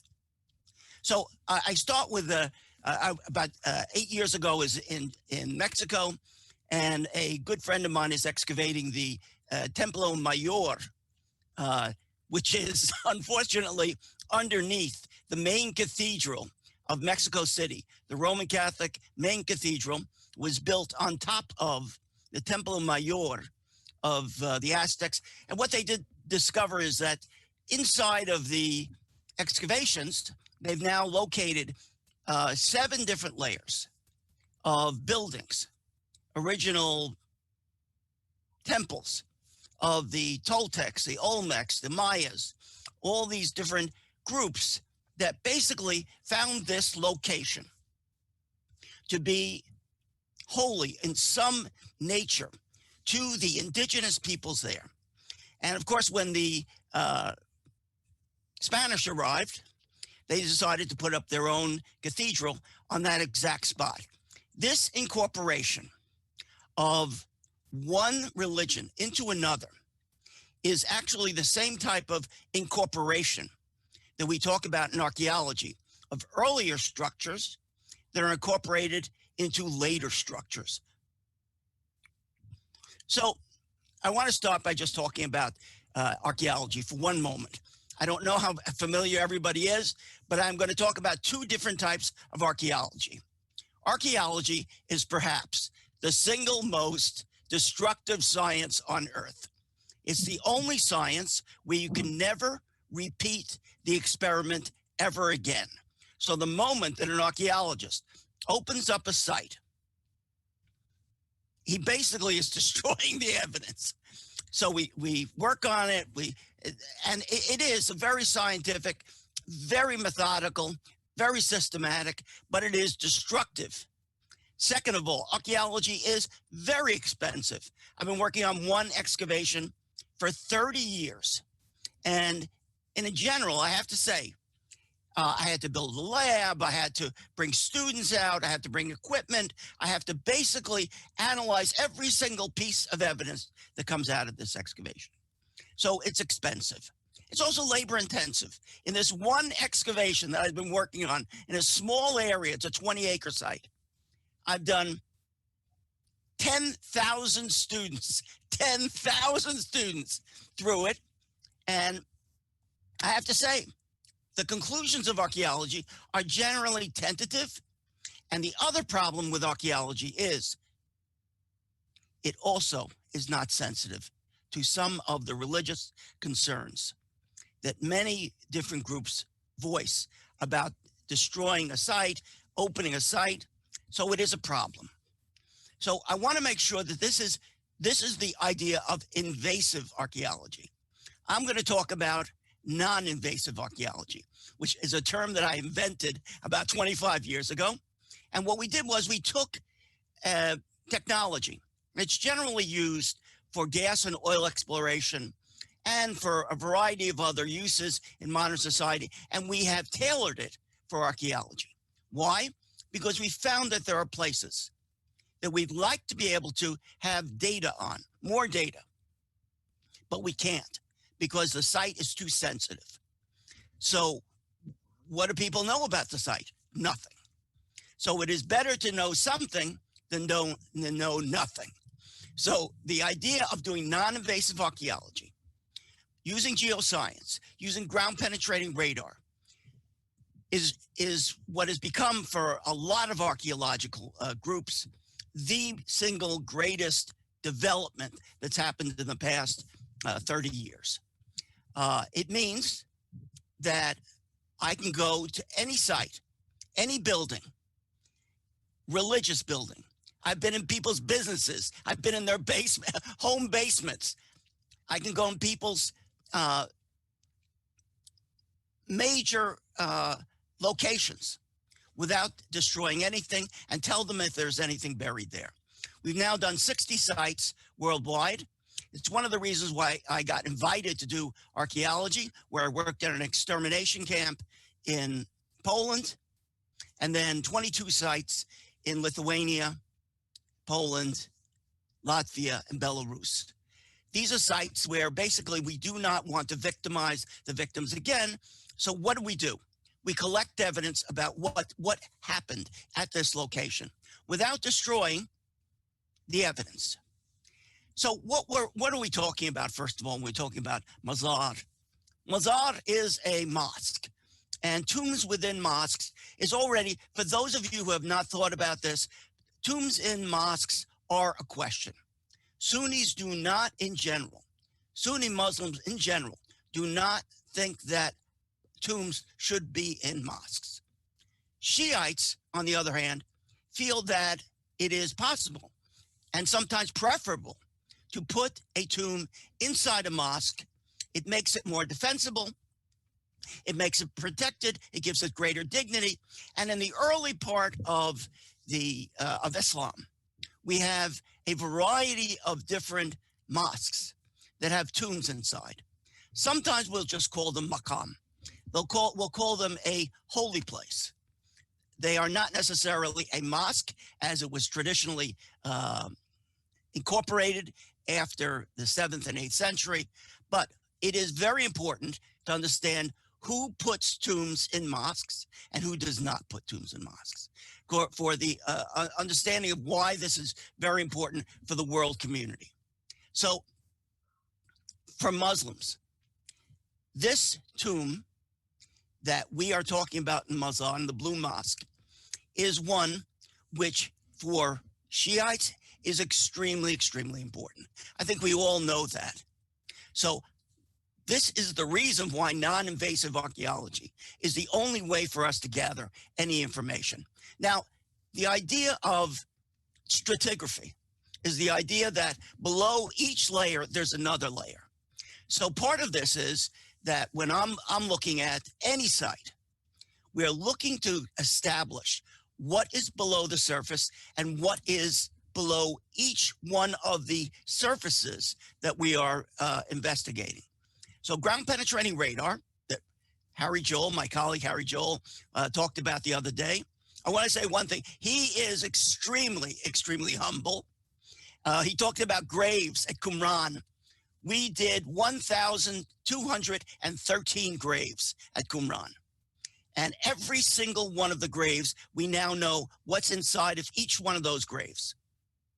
So part of this is to establish, define, map, understand things that we could not otherwise. In fact, the cemetery of Qumran is perhaps one of the most important things about understanding the Dead Sea Scrolls that nobody who studies the Dead Sea Scrolls knows anything about.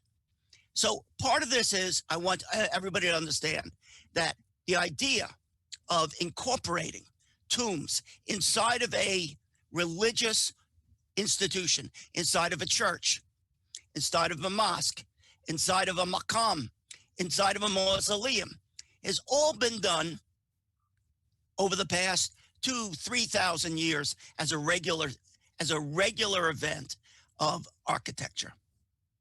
So for those of you who don't know, on the left, you can on my left, you can see this is the mosque of the Machpelah in Hebron, where we have the tombs of Abraham, Sarah, Isaac, Rebecca, Jacob, Leah. And according to some traditions, we have memorials to Adam and Eve, and we have even a possibility Joseph is buried there. Now, what's interesting about this is people come to this as pilgrims to visit the mosque and to pray. Jews come there to pray in one area, and Muslims come to pray there also. On the right, we're talking about a maqam. A maqam is like a large building that is constructed over tombs. So we have in Yavne, place where I excavated, we have one tomb, actually one building over two tombs of Rabban Gamliel from the 1st century CE and Abu Huraira, who was the companion of Muhammad. So how did they put these two people together? It's a long story. I'm not going to get into it today. But what's interesting about it is there's one entrance to go to enter as a Muslim to pray at the grave of Abu Huraira. And then there is another entrance to enter into the mausoleum of Rabban Gamliel. But they're in one single building in Yavne. So most people do know that there are mosques like this. So this is the Hagia Sophia, which again has been turned into a mosque in Turkey. And we have Muslim burials inside of an area that's been assigned for burials inside of this large mosque, which was originally a church. Suleiman the Magnificent's tomb is found in an adjacent building nearby. What's important about this is tombs are not always located under, next to. Sometimes they're put in separate buildings or in different enclosures in the same building as a building is developed.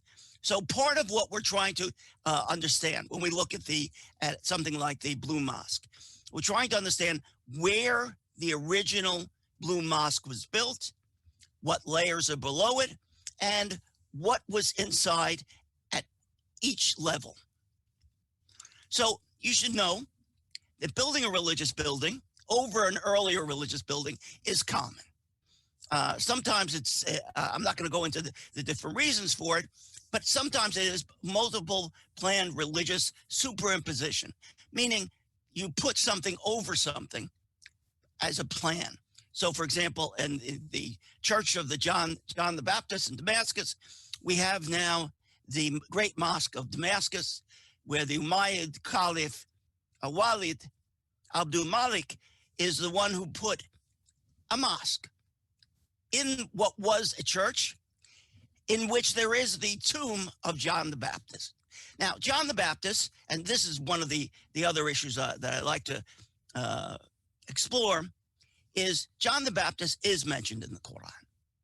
Just like when we talk about this next tomb, which is located in Iraq, we have the tomb of Ezekiel.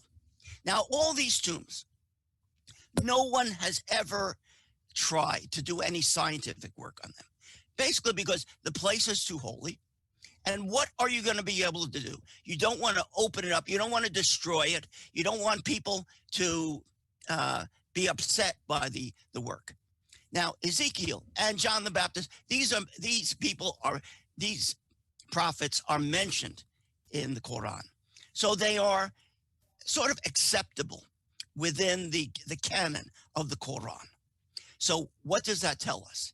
That tells us that, in general, someone who's going to be buried in a mosque has to have some type of connection with Islam. So that is part of the idea. As we know, there are many mosques who are built over tombs. There are many mosques that are incorporating earlier religious buildings.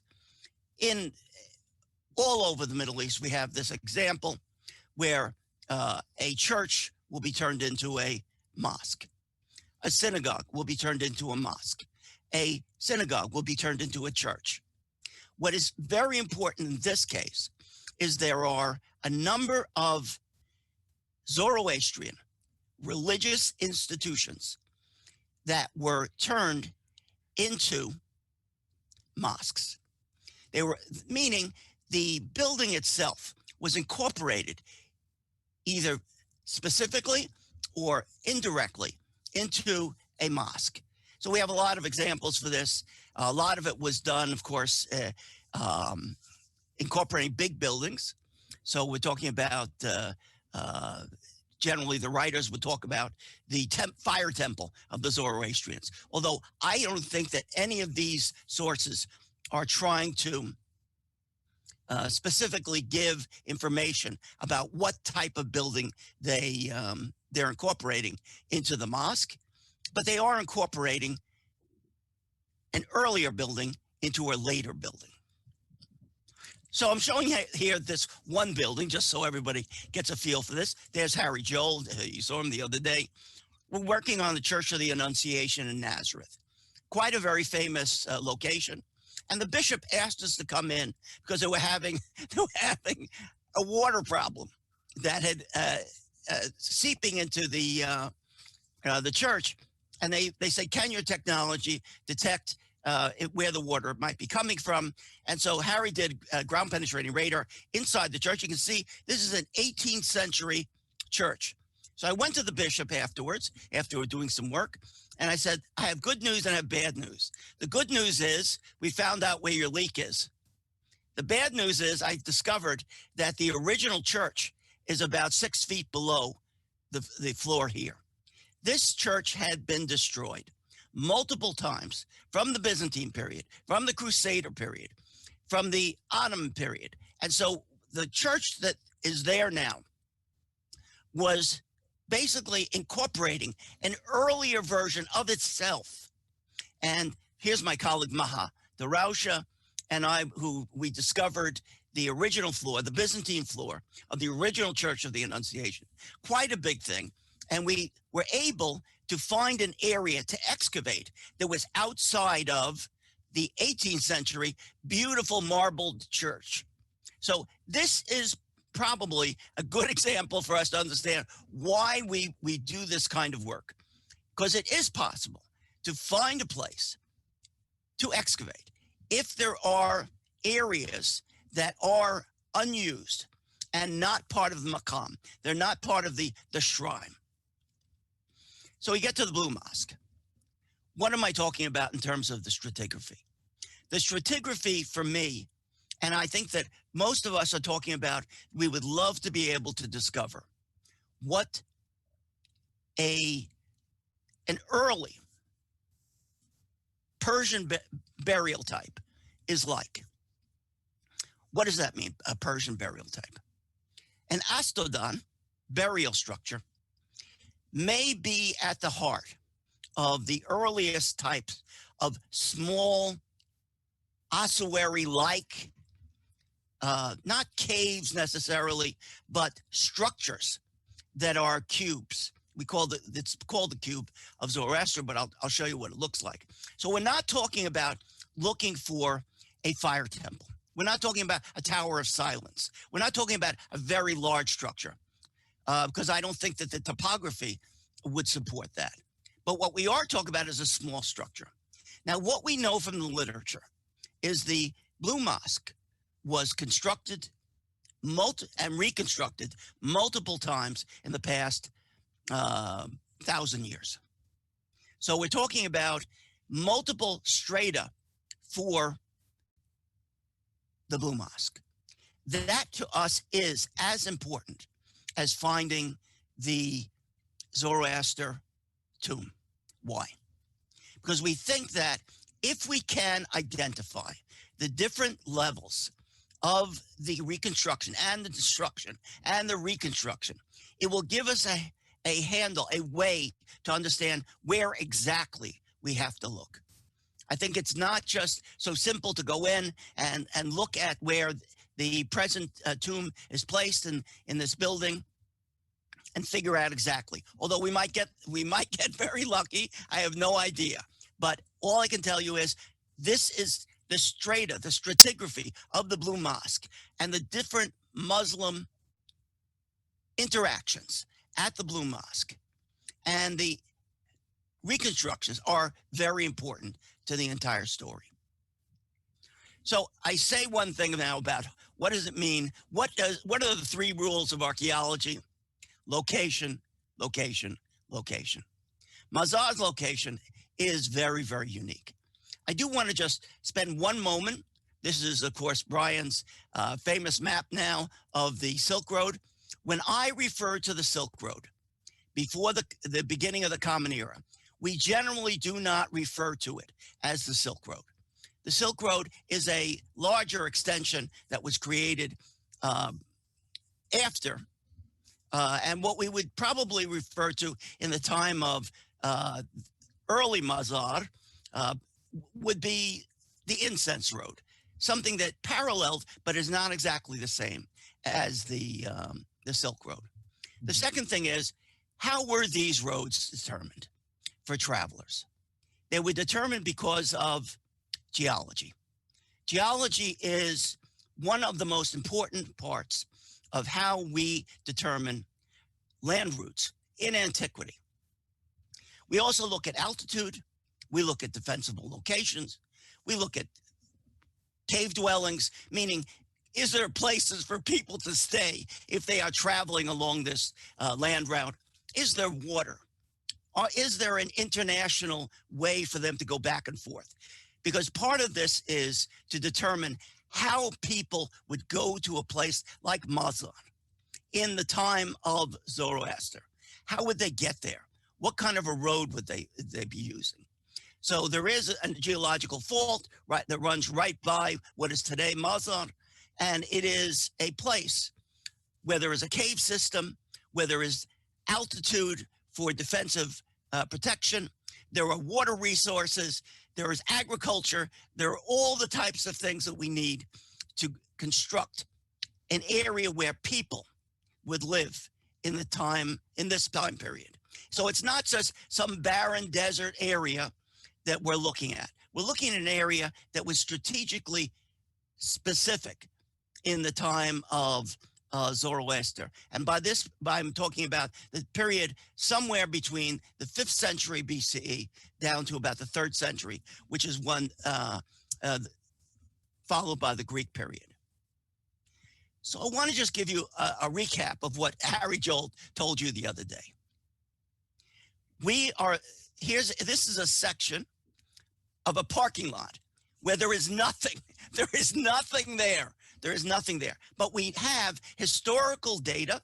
We have testimonies. We have texts. We have photographs. We have illustrations that shows us that as late as 70, 80 years ago, there was a series of religious buildings, synagogue and study houses and houses all along this whole area that have been destroyed.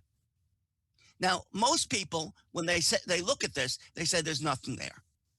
There is nothing there today. That's a good thing for us because it means that most people all the way up until our modern period did not come in with heavy equipment and dig down a foundation, a new foundation. So what they do is they leave in place all these different remains where we can then understand what is still there underneath the ground. So Harry, of course, showed this. This is an example of, these were the pillars that held up the roof of the synagogue. These are the rooms of the synagogue.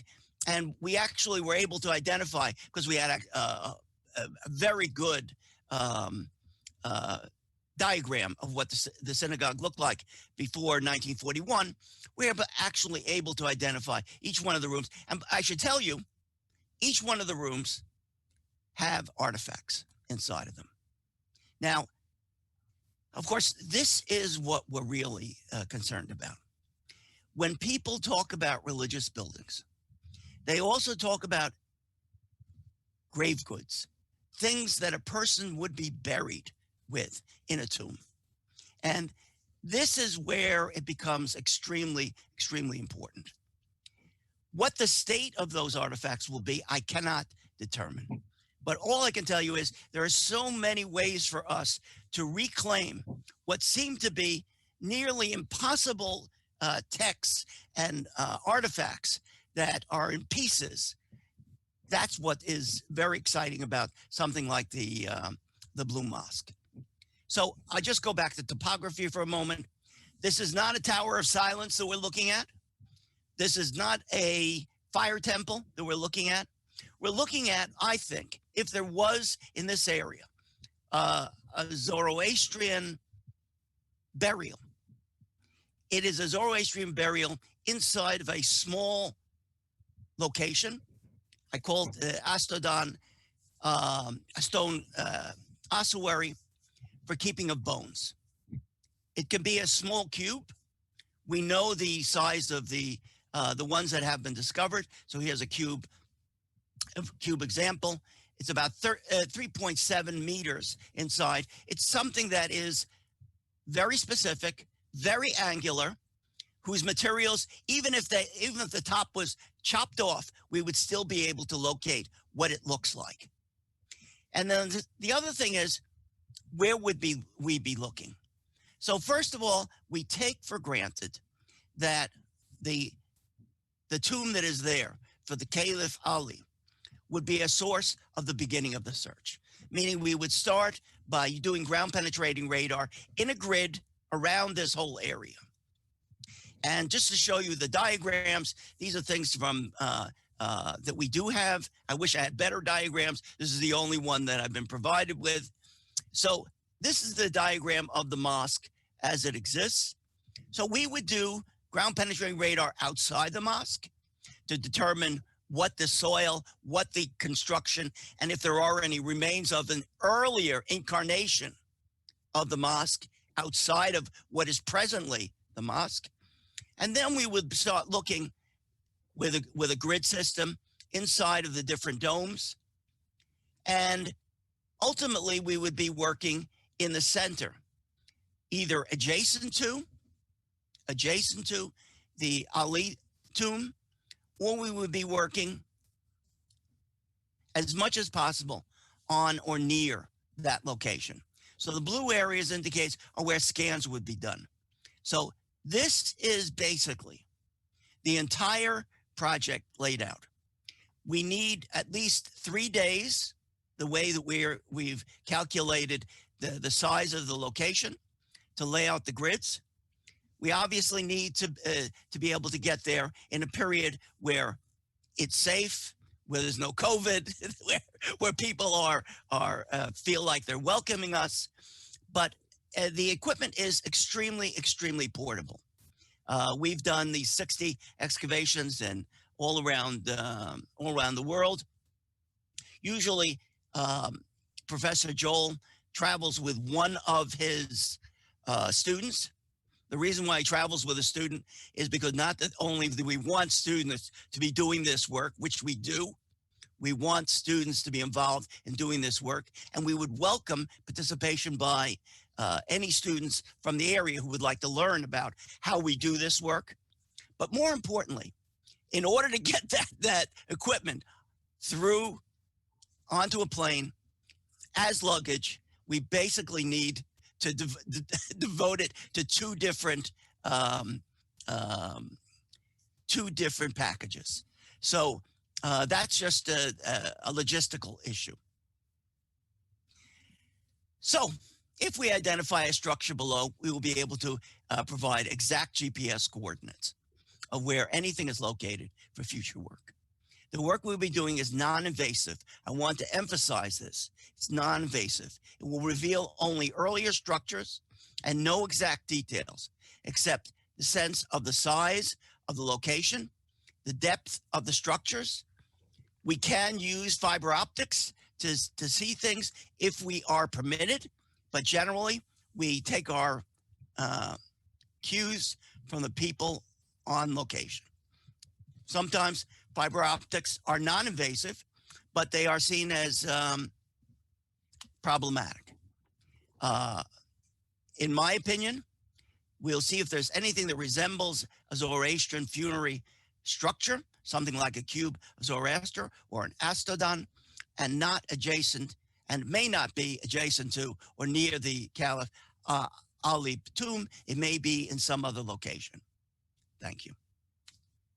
Well, we thank you. We've been looking forward all week to this presentation, and we thank you very much.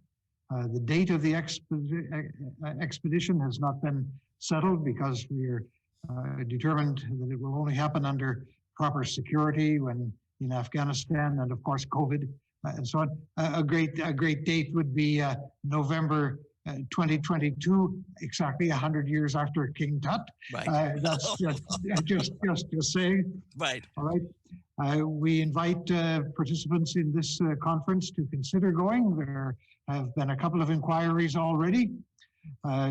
You mostly have to pay your own way.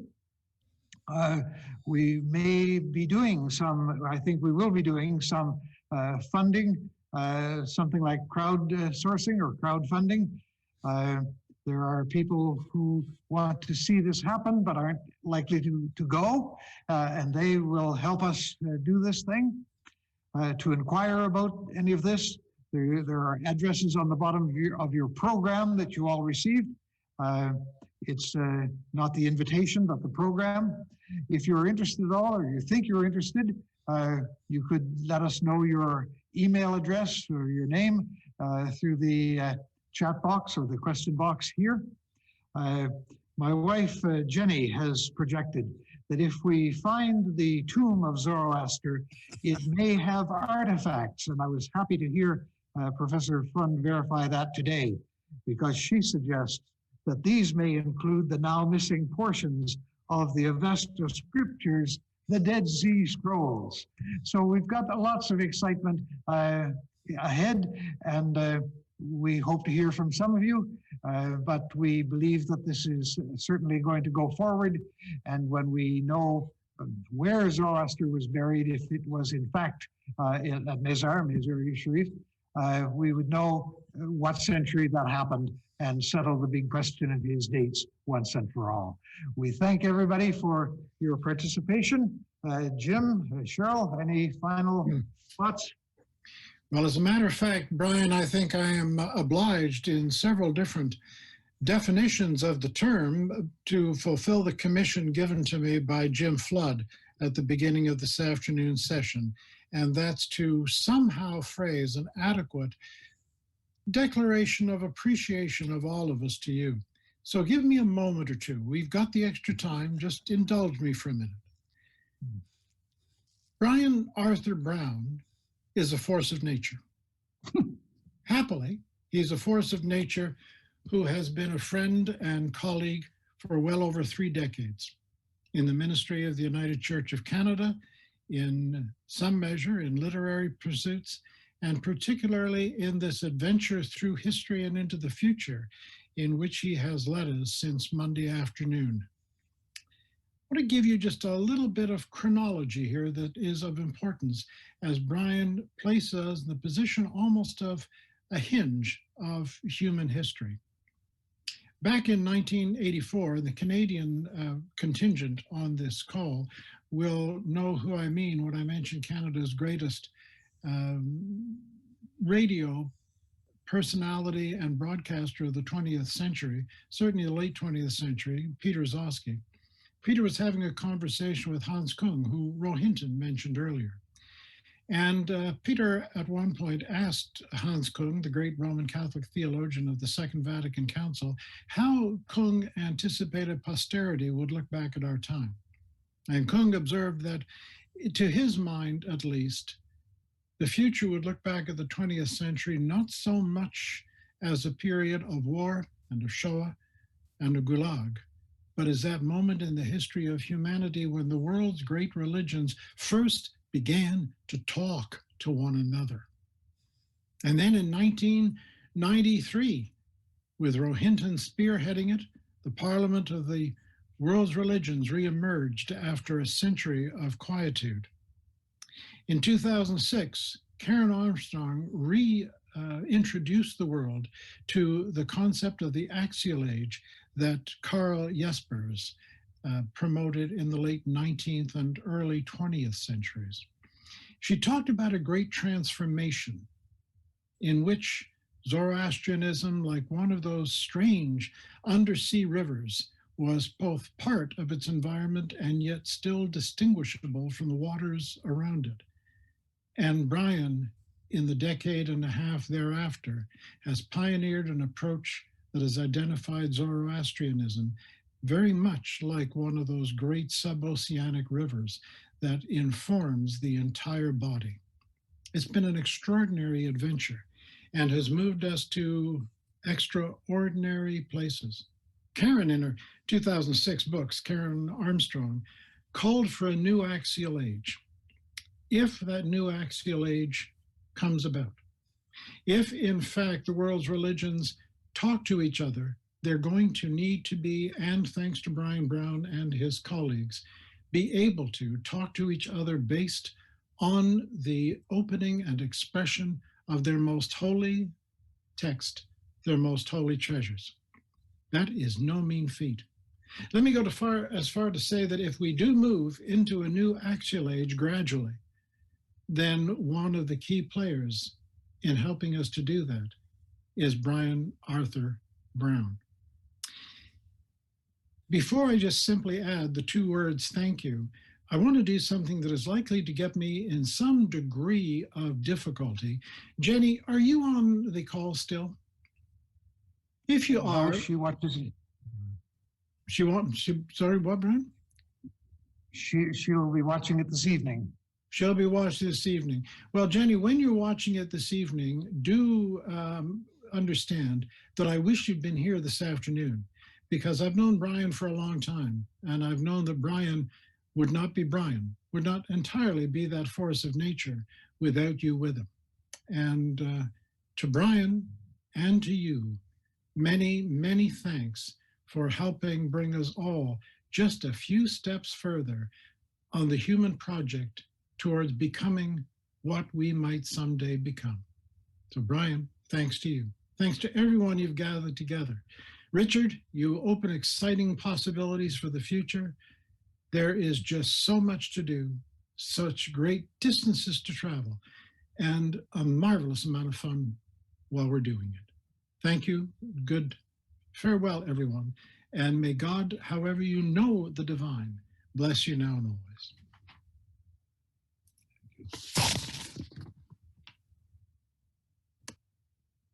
And I would just add my thanks to everyone who participated and supported Dr. Brown in this project, in this work. And one last plug that if you haven't bought your set of books yet, please do so, and we can continue this project and this work going into the future. Thank you very much, friends and colleagues.